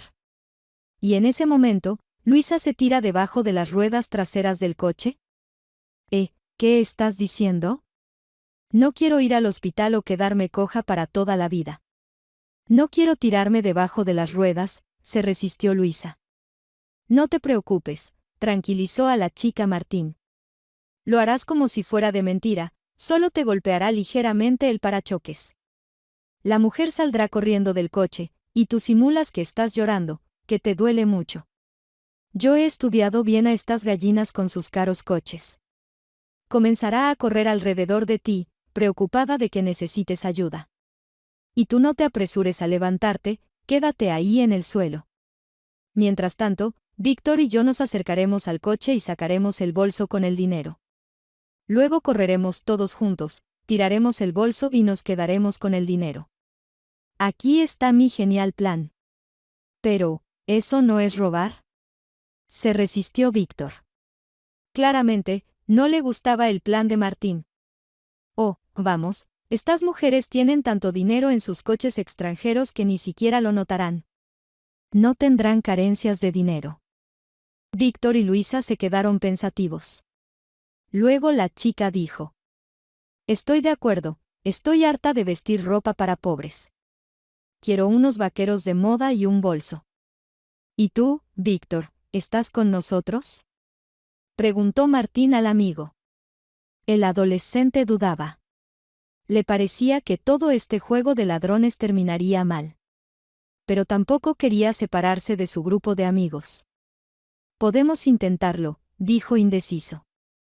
Decidido, concluyó Martín. Mañana vamos a hacerlo. Después de salir por el agujero en la cerca, caminaron hacia el centro de la ciudad. Los coches corrían por las calles, la gente se apresuraba en todas direcciones, las madres paseaban con cochecitos en el parque, y los niños jugaban alegremente. Para todas esas personas, la vida era diferente, muy diferente a la de Luisa, Martín y Víctor. En el hogar infantil los cuidaban, pero la ausencia de padres pesaba en el corazón de cada uno de los residentes. Víctor siempre quiso saber todos los detalles sobre su origen, quiénes eran sus padres, cómo terminó en un banco de nieve cerca de la puerta del hogar infantil. Cuando llegaba el momento, la educadora, la señora Hidalgo, citaba a los mayores, Sacaba el expediente personal y les contaba lo que se sabía sobre el nacimiento del niño. Una vez, Víctor se acercó a ella. «Señora Hidalgo, ¿no sabe quiénes son mis padres? Después de todo, no fui traído por una cigüeña». «No una cigüeña, Víctor». En un banco de nieve, sonrió la educadora, pero un segundo después su rostro se puso serio. «Cuando llegaste a nosotros, o mejor dicho, cuando te encontramos, intentamos recopilar toda la información sobre ti, pero era muy escasa. Nadie te buscaba ni te reclamaba. Por lo tanto, no tenemos información precisa». Víctor se mordió el labio de la frustración. Extraño, ¿verdad? ¿Realmente a sus padres no les importaba el destino de su hijo? Entonces, ¿por qué lo trajeron al mundo? Un día compartió sus pensamientos con el guardia, el señor Moros. Los residentes del hogar infantil eran amigos del hombre, confiaban en él como si fuera su abuelo, y él siempre fue amable con ellos. En la pequeña habitación del señor Moros, había carteles de motocicletas y fotos de carreras colgadas en las paredes. Los chicos los miraban con interés, y el guardia les hablaba con entusiasmo sobre las características técnicas. «¿Por qué ya no andas en moto?», le preguntó una vez Víctor. El señor Moros, desde hace muchos años, cuando salió del hospital, prometió no volver a participar en carreras. Así que se quedó cojo. A pesar de los esfuerzos de los médicos, los huesos de su pierna derecha se habían soldado de manera incorrecta. Ni siquiera el aparato ortopédico ayudó. Una pierna quedó un poco más corta que la otra. «Todo tiene su momento, Víctor», respondió el guardia después de pensarlo un poco. «Ya he vivido mi vida, ahora estoy luchando con todos ustedes». Al guardia le gustaba trabajar en el hogar infantil. La constante interacción con los niños le devolvía la juventud. Nunca tuvo hijos propios, pero aquí tenía toda una compañía de ruidosos chicos y chicas. «Señor Moros, ¿por qué la gente tiene hijos?», preguntaba Víctor, «¿para luego dejarlos en un hogar infantil?». «No es así, chico», respondía el hombre. «Comprendes, en la vida hay diferentes situaciones. A veces, los padres mueren». «¿Por qué?», lo interrumpió el adolescente. «Por diversas razones. Algunos están enfermos, otros tienen accidentes, hay todo tipo de tragedias». «¿Por qué me abandonaron a mí?», insistió Víctor. «Eso no puedo decírtelo. Sobre ti, casi no sabemos nada en absoluto. Ni siquiera hay una fecha de nacimiento tuya en el expediente personal. Escogieron una fecha de nacimiento bonita para ti. Entonces, soy como una persona invisible. Parece que estoy, pero parece que no estoy». «No te preocupes tanto», lo tranquilizaba el hombre. «De todos modos, cada persona construye su propia vida, su propio destino. Cuando crezcas, estudies, tal vez te cases, tengas tus propios hijos, entonces lo entenderás todo». Él miraba con tristeza al chico que se alejaba. Y realmente, era difícil para él vivir sin saber nada sobre sí mismo. Es como en la naturaleza, si una planta no tiene raíces, entonces su parte superior no crece. Víctor no tenía raíces, o más bien, no sabía nada sobre ellas. Simplemente vivía como podía. Pero el chico era bueno, una lástima por él. Los chicos vieron un auto en el supermercado. De él salió una mujer elegantemente vestida de unos 50 años, con un bolso en la mano. «Me gustaría tener uno así», pensó Luisa. Se escondieron detrás de un árbol y observaron. Al presionar el botón de la alarma para cerrar el auto, la mujer se dirigió hacia la entrada de la tienda. «Esperaremos, pronto saldrá», dijo Martín. La mujer realmente salió unos 10 minutos después. Abrió el auto, dejó caer el bolso en el asiento delantero del pasajero, se sentó al volante e insertó la llave en la cerradura de encendido. El auto dio marcha atrás y de repente, la mujer escuchó un sonido sordo. Miró el espejo retrovisor y vio a una niña cayendo bajo el auto. «Dios mío», gritó la mujer y salió corriendo del auto. «Niña, ¿te duele algo?». «Perdóname, por favor, no te vi». «Ay, ay, me duele mucho». Lloraba teatralmente y se retorcía Luisa, sentada en el suelo. Señora, me atropellaste con tu auto. Ay, me duele mucho. ¿Dónde te duele? La mujer intentaba palpar las piernas de la niña. Mientras tanto, Víctor ya corría lejos con su bolso en la mano. Espera, ahora mismo llamaré a una ambulancia. La mujer corrió hacia la puerta del conductor para sacar su teléfono del bolso, pero no lo encontró en el asiento delantero. Se volvió, tampoco había nadie cerca del auto. La niña que había atropellado y a quien quería ayudar ya no estaba en su lugar. Satisfechos con el trabajo realizado, los chicos compraron golosinas, salchichas, pan y se dirigieron a su lugar en la orilla del lago. Se reían, contentos con su primera incursión exitosa. ¿Ves, Víctor? Todo está planeado hasta el más mínimo detalle, se jactaba Martín. Te lo dije, todo saldrá bien. La mujer resultó ser una verdadera adinerada. En su billetera había muchos billetes grandes, que los chicos gastaron en cualquier cosa durante toda una semana. Luisa se compró unos vaqueros, y Martín unos relojes con cronómetro. Víctor decidió guardar su parte, contribuyendo solo para la comida común. Tenía un sueño, encontrar a sus padres, y para lograrlo necesitaría dinero. Dentro de una semana iremos de nuevo al negocio, dijo Martín, mordiendo las salchichas con pan, asadas en la hoguera. A Víctor no le gustaba toda esta historia. Era un robo descarado, por el cual tarde o temprano podrían terminar en la cárcel. Él lo entendía, así que intentó convencer a sus amigos. Tal vez no deberíamos, es ilegal. El débil intento de Víctor de devolver la razón a Luisa y Martín provocó protestas. Luisa abrazó al adolescente por el cuello. Pero, ¿qué estás diciendo? Es fácil y simple, nadie lo sabrá, lo convencía ella a Víctor. Bueno, hagamos esto algunas veces más y luego dejaremos de hacerlo. De todos modos, pronto saldremos del hogar de niños. Víctor le gustaba a Luisa. La hermosa chica siempre encontraba la manera de persuadirlo para cualquier aventura. Cuando por primera vez se colaron por el agujero en la cerca, Víctor también se resistió. Nos buscarán, les decía a sus amigos. Oh, ¿a quién le importamos? Replicó Luisa. Vamos a pasear y luego volveremos, todos ya estarán durmiendo. Víctor no podía negarle nada a la chica. Así que resultó que, sin darse cuenta, Luisa lo había atrapado, manejaba los hilos y siempre conseguía lo que quería. Y ahora, mirándolo a los ojos, ella lo persuadía. Vamos, Víctor, todo nos salió bien la primera vez, así que funcionará esta vez también. Dudando, Víctor aceptó.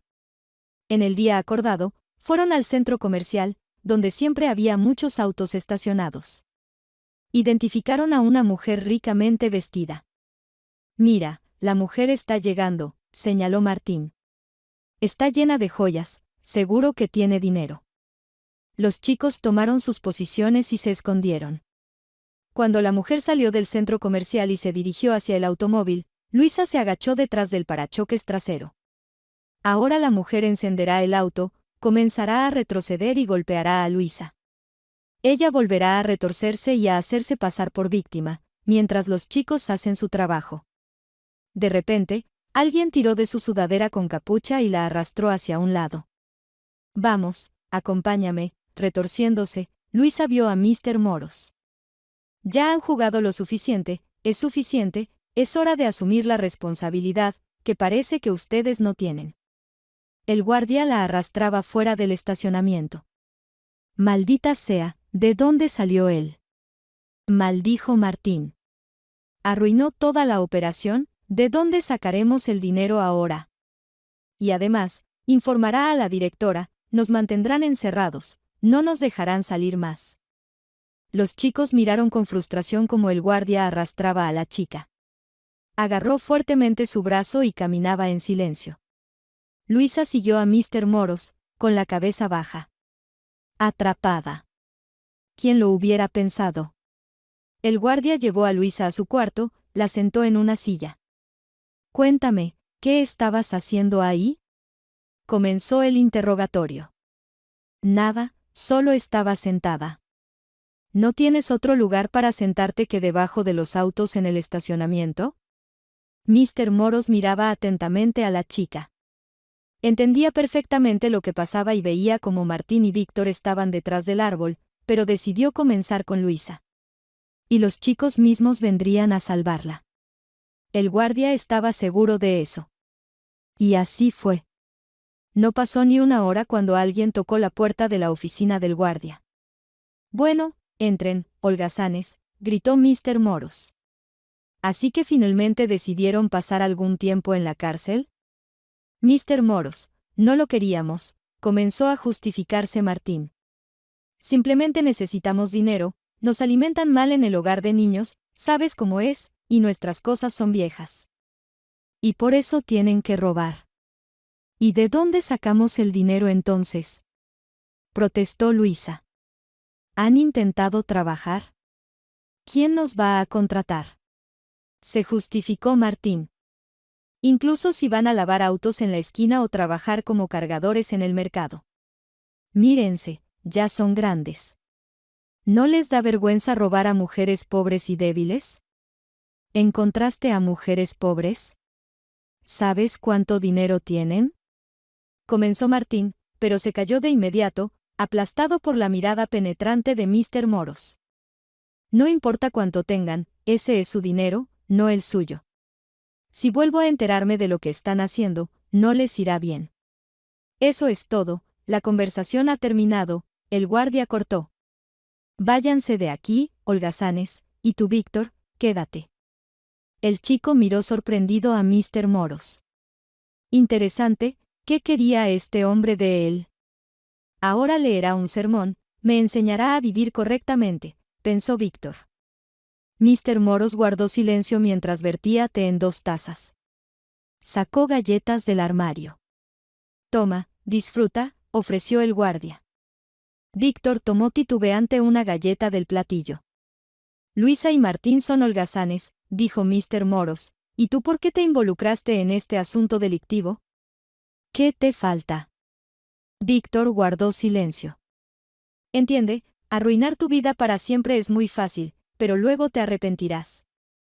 Te arrepentirás 1000 veces por una mala acción, pero será demasiado tarde. Sí, puede que te falte mucho en el hogar de niños, pero debes aspirar a algo mejor. Debes estudiar, luego conseguir un trabajo. Cuando termines tus estudios, te darán un apartamento como huérfano del Estado. Así comenzará tu vida independiente. Pero si terminas en la cárcel, perderás todo. No dejarás oportunidades para una buena vida. Quiero encontrar a mis padres, levantó la mirada hacia el guardia Víctor. Era su sueño ferviente. No se puede vivir normalmente sin saber quién eres. Y yo no sé quién soy. Tal vez mis padres me están buscando toda mi vida, tal vez tengo hermanos y hermanas, abuelos y abuelas, como los niños normales. Tal vez están sufriendo porque me perdí. Mr. Moros miraba pensativamente por la ventana. Le daba lástima el chico. No se parecía en absoluto a los niños que crecían en el orfanato. Después de muchos años de trabajo, había visto mucho, y cada vez más estaba convencido de que la genética influía en el futuro.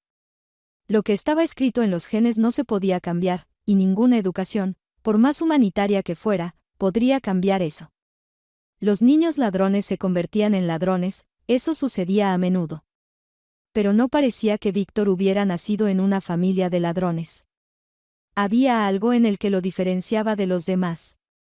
Ya te dije que encontrar tus raíces es prácticamente imposible. El guardia intentaba convencer a Víctor una vez más de que olvidara la búsqueda de sus padres. Quiero contratar a un detective privado, por eso necesito dinero, compartió sus planes el chico. ¿Quieres contratar a un detective? Mr. Moros miró atentamente al chico. Y dime, amigo, ¿con qué información irás al detective? ¿Qué le dirás? Mi nombre es Víctor, apellido inventado, estoy buscando a unos padres de los que no sé nada. Ni siquiera sabes tu fecha de nacimiento real. Y que, los detectives privados pueden hacerlo todo, Víctor realmente creía en eso. Pueden hacerlo todo, murmuró el guardia, está bien, ve, detective. Quedándose solo, Mr. Moros pensaba cómo ayudar al chico y si era posible hacerlo sin tener ninguna información. Tenía un viejo amigo, con quien solían participar juntos en carreras de motos en su juventud. Luego, Fabio se unió al ejército y luego trabajó en la policía. Para cuando se jubiló, había llegado a ser teniente coronel, ahora lo llamaban Fabio Ortega, era una persona respetada, un buen investigador. Mr. Moros decidió firmemente recurrir a él, aunque no estaba en sus principios molestar a la gente y usar contactos. Simplemente quería ayudar al chico, tal vez algo se esclarecería en su caso. Fabio Ortega todavía vivía en el mismo lugar. En su jubilación tenía mucho tiempo libre. El teniente coronel de la policía se compró un bote y a menudo salía a pescar. Esta vez estaba revisando su aparejo, desenrollando la línea, revisando los flotadores, cuando sonaron a la puerta. En el umbral estaba su viejo amigo. Como solían competir en motocicletas en su juventud, ganando trofeos. Incluso los mencionaban en los periódicos. Pero luego Diego tuvo un accidente, pasó mucho tiempo en el hospital, y la comunicación gradualmente se desvaneció. Fabio Ortega se alegró mucho de ver a un invitado inesperado en la puerta de su apartamento. «Diego, ¿eres tú? No puedo creer mis ojos», exclamó, reconociendo a su amigo de inmediato. «Soy yo, no te has equivocado», sonrió Mr. Moros. «Entra pronto, querido, ¿por qué estamos parados en la puerta?», invitó Fabio Ortega al guardia. «¿Estás solo o con tu esposa?», preguntó Mr. Moros. «Sí, estoy solo, mi esposa murió hace 5 años, tenía cáncer, los médicos no pudieron salvarla. Al menos no sufrió mucho. Yo también estoy solo, mi vida personal no funcionó. No tengo esposa, pero tengo 40 hijos», compartió Mr. Moros. «¿Cómo es eso?». Su amigo no lo entendió. «Trabajo en un orfanato, todos ellos son como mis propios hijos. Me duele por los niños, así que paso tiempo con ellos en mi tiempo libre». Vaya, ¿quién iba a pensar que Diego se convertiría en padre de huérfanos?, se sorprendió Fabio Ortega. Los hombres fueron a la cocina. Fabio Ortega se apresuró, puso la tetera en la estufa, comenzó a sacar salchichas, queso y una botella de vodka del refrigerador. «Una reunión así, amigo, no se puede dejar pasar», dijo, riendo y sacando vasos del armario. Los hombres bebieron, picaron algo, Fabio Ortega sirvió más tragos. «No pregunto cómo me encontraste, Diego», dijo Fabio Ortega, mordisqueando un trozo de salchicha, «no he cambiado de domicilio». «Pero, ¿qué te trajo aquí?». «No puede ser que sea la melancolía o la nostalgia de los viejos tiempos». «Y eso también», dijo el guardia, levantando su vaso. «Por el encuentro». «Por el encuentro, me alegra mucho verte», respondió Fabio Ortega. «Mira, Fabio», comenzó una conversación seria Mr. Moros, «tengo un chico en el orfanato, Víctor. En resumen, su historia es muy extraña, incomprensible. Si otros niños que van al centro tienen al menos algún tipo de información, él no tiene nada. Este niño llegó del hospital de maternidad, allí llega un documento de renuncia al niño. Es decir, la madre y el padre renunciaron a criar a su hijo o hija. O otro caso, igual de común, cuando los padres son alcohólicos y no cuidan al niño, entonces lo retiran del hogar a través del tribunal. O cuando mueren el padre y la madre y el huérfano va al orfanato. Pero a este chico lo encontramos en la nieve en febrero, tenía 5 años. El retirado teniente coronel de la policía escuchaba atentamente a su amigo. Todavía no entendía a dónde iba con eso, pero intentaba captar el hilo lógico del relato.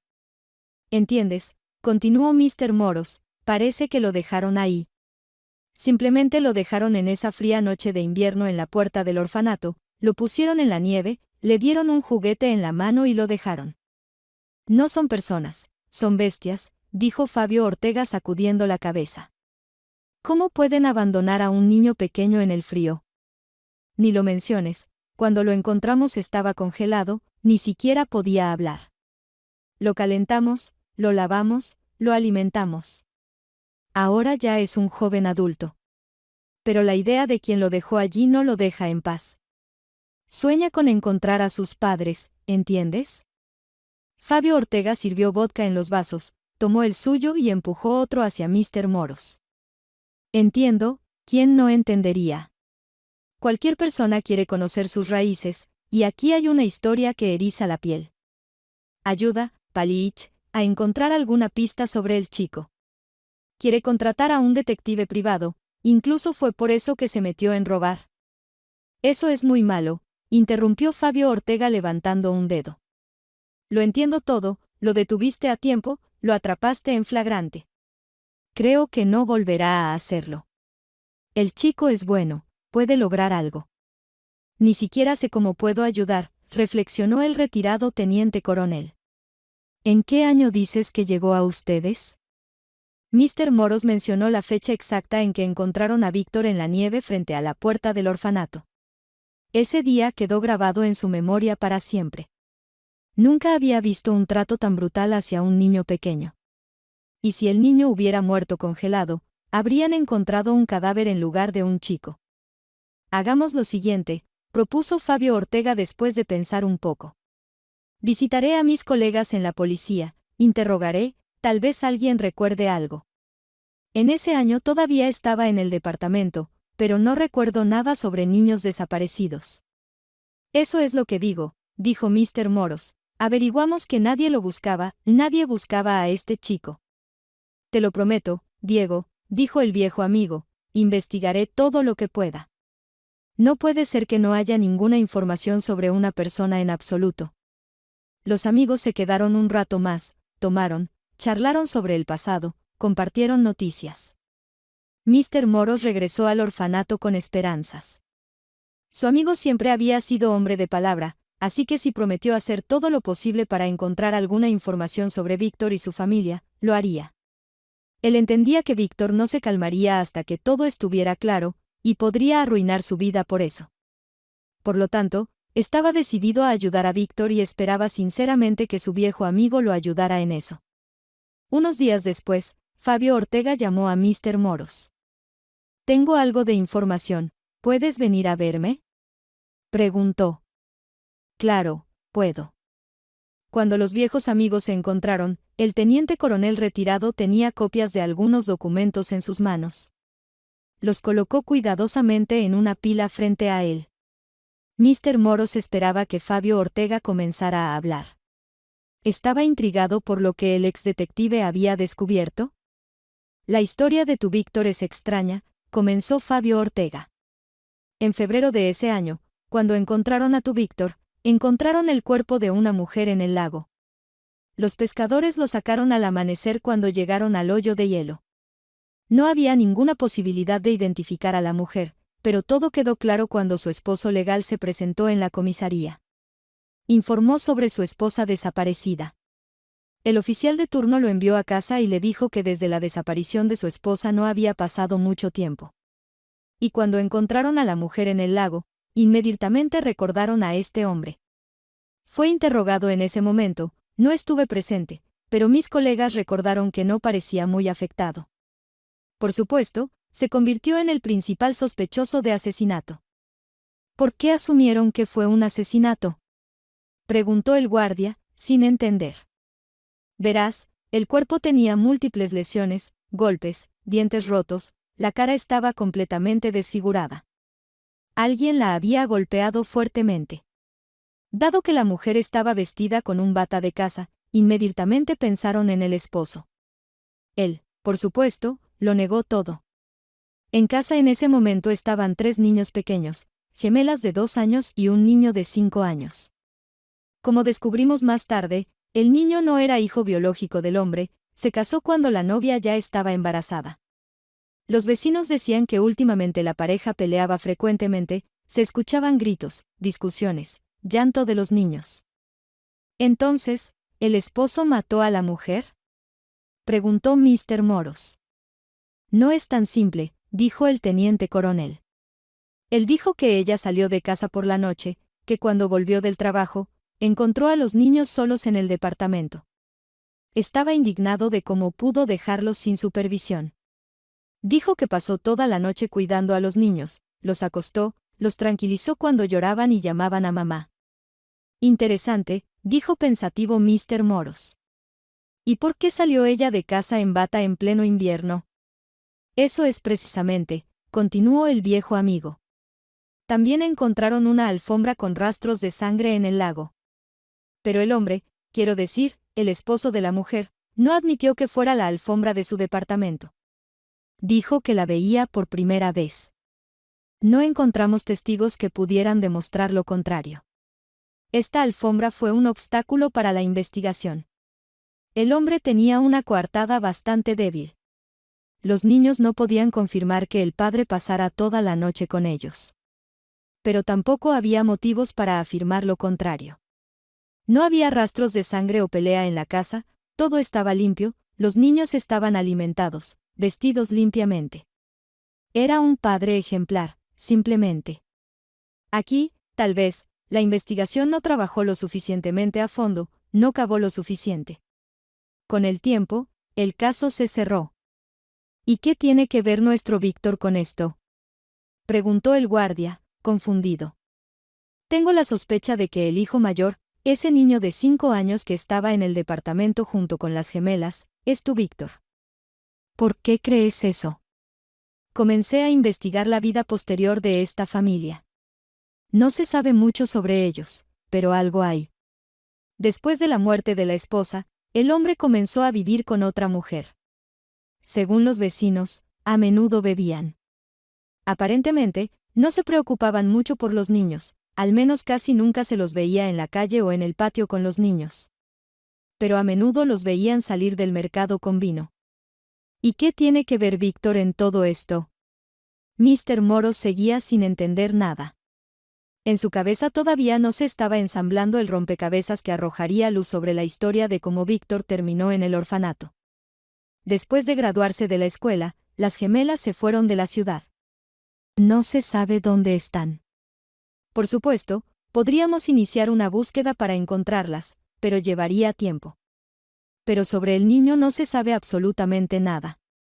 Como si nunca hubiera existido, y uno podría pensar así, si no fuera por este caso penal.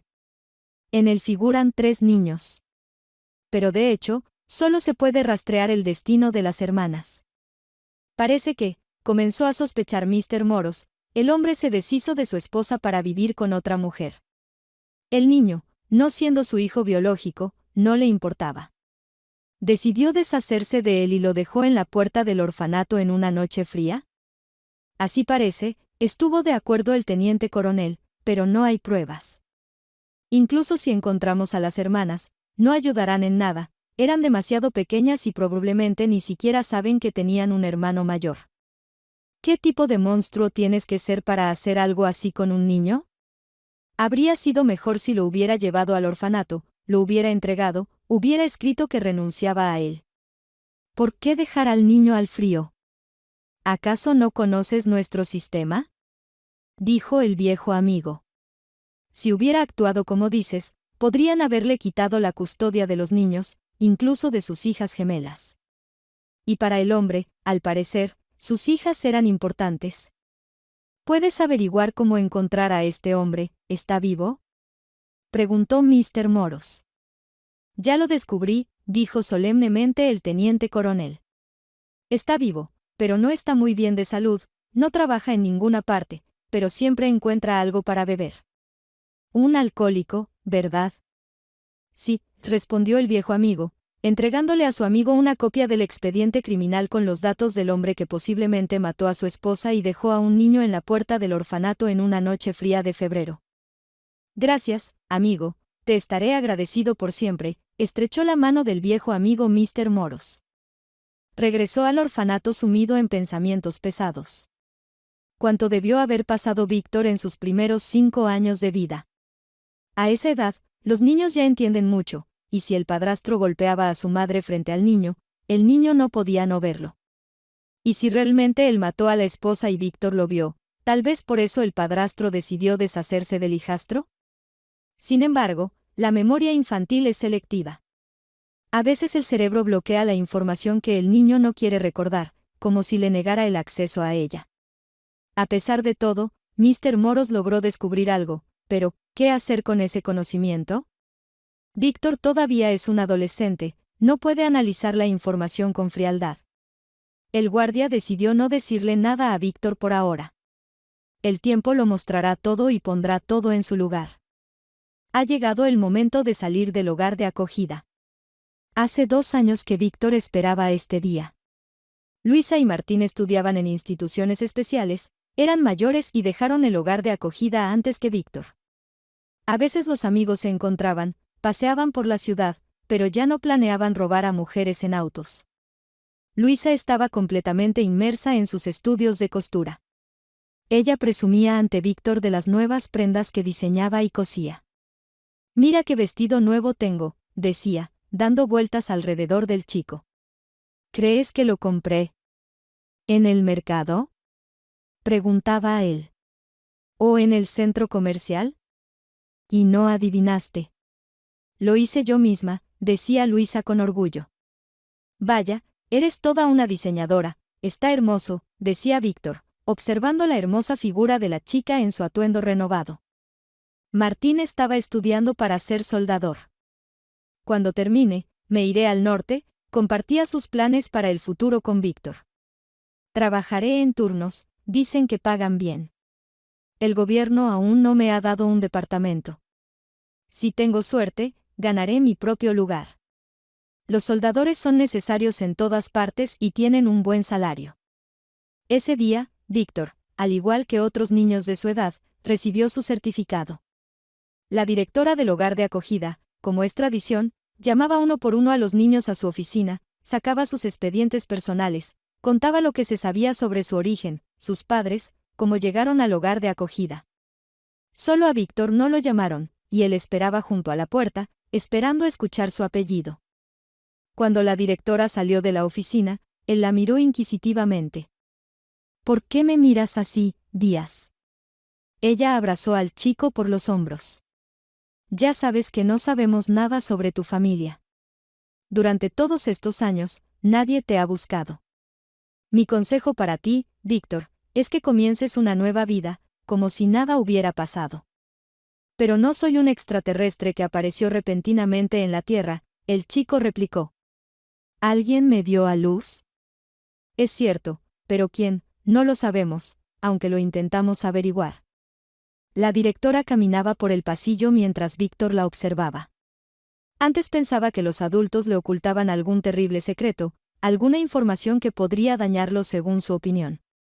Pero ahora entendía que nadie sabía nada sobre él. Víctor pasará este verano en el hogar de acogida. Lo dejará solo cuando vaya a estudiar a algún lugar.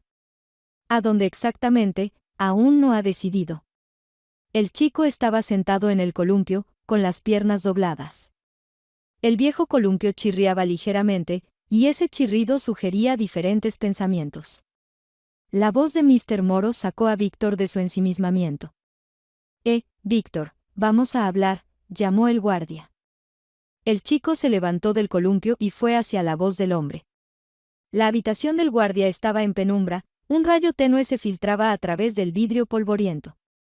No se escuchaban voces de niños desde la puerta. Mr. Moros le sugirió a Víctor sentarse y él mismo se sentó frente a él.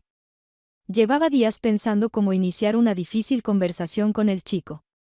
El guardia estaba seguro de que era hora de contarle al niño sobre el extraño caso criminal contado por el teniente coronel.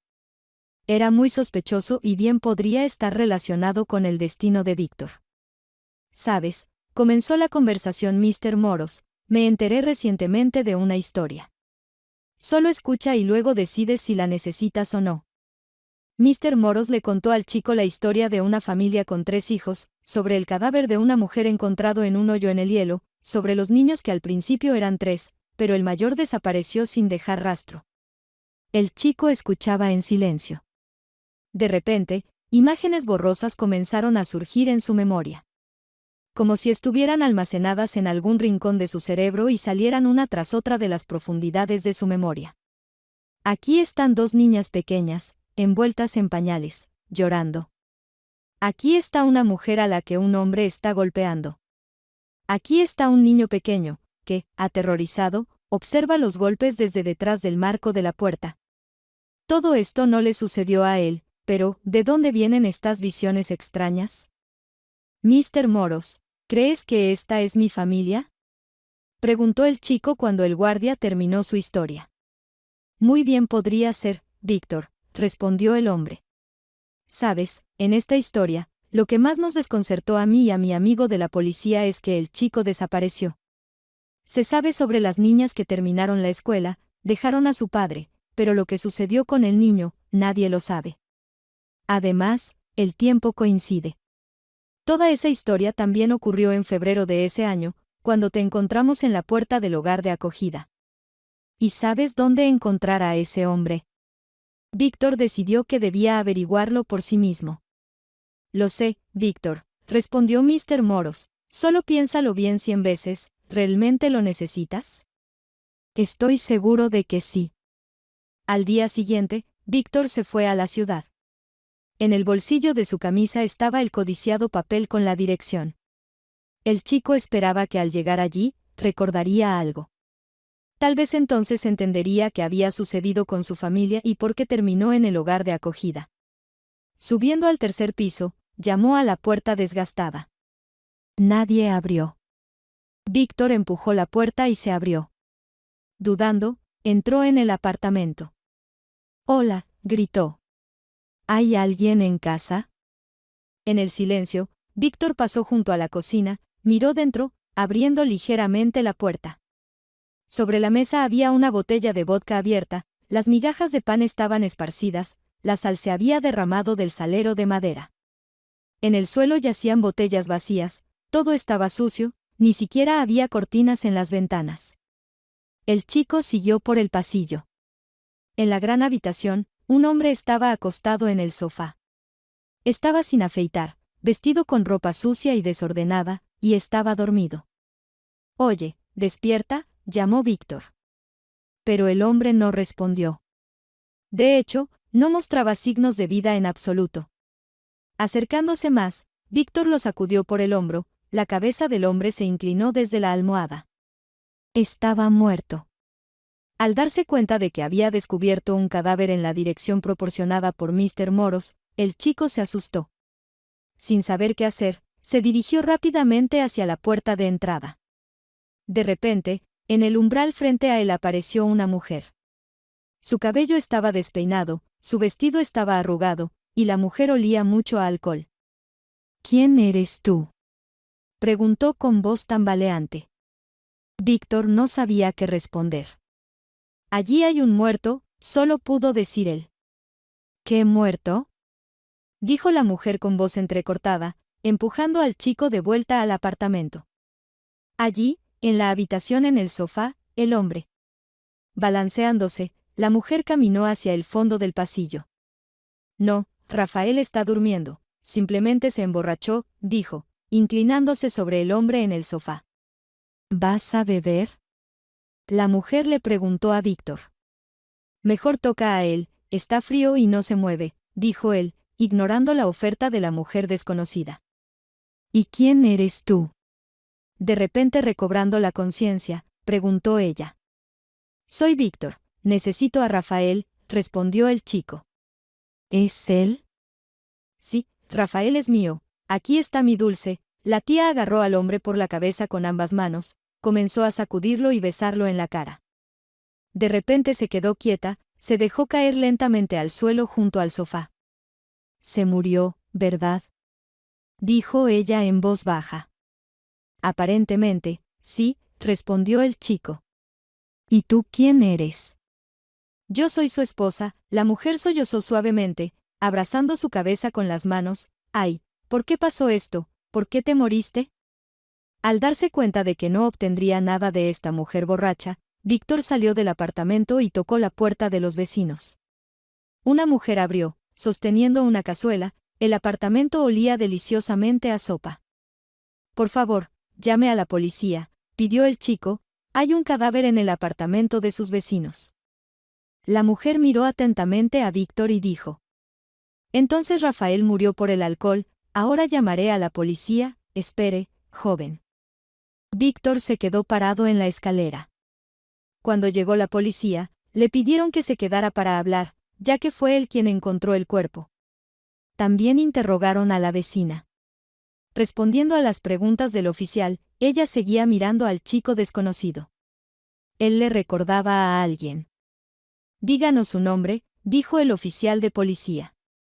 «Víctor Díaz», respondió el chico. De repente, la vecina levantó las manos, se levantó de la silla y corrió hacia el chico. «Dios mío, Víctor, no puede ser, ¿eres tú?», exclamó, mirando su rostro. La vecina, que hace mucho tiempo ayudaba a los padres con el pequeño Víctor, reconoció en el joven al niño desaparecido de Juana. A la mujer y a Víctor les ofrecieron ir a la estación de policía para investigar detalladamente todo. De la comisaría, Víctor regresó con la vecina a su apartamento. La mujer le contó al chico sobre su madre, sobre su corta infancia en la familia, sobre el padrastro que brutalmente golpeaba a Juana, sobre sus sospechas de que Rafael había matado a la madre de Víctor. Las lágrimas corrían por el rostro del chico. La verdad sobre su vida era amarga, pero finalmente la había descubierto, y su corazón se sintió más ligero.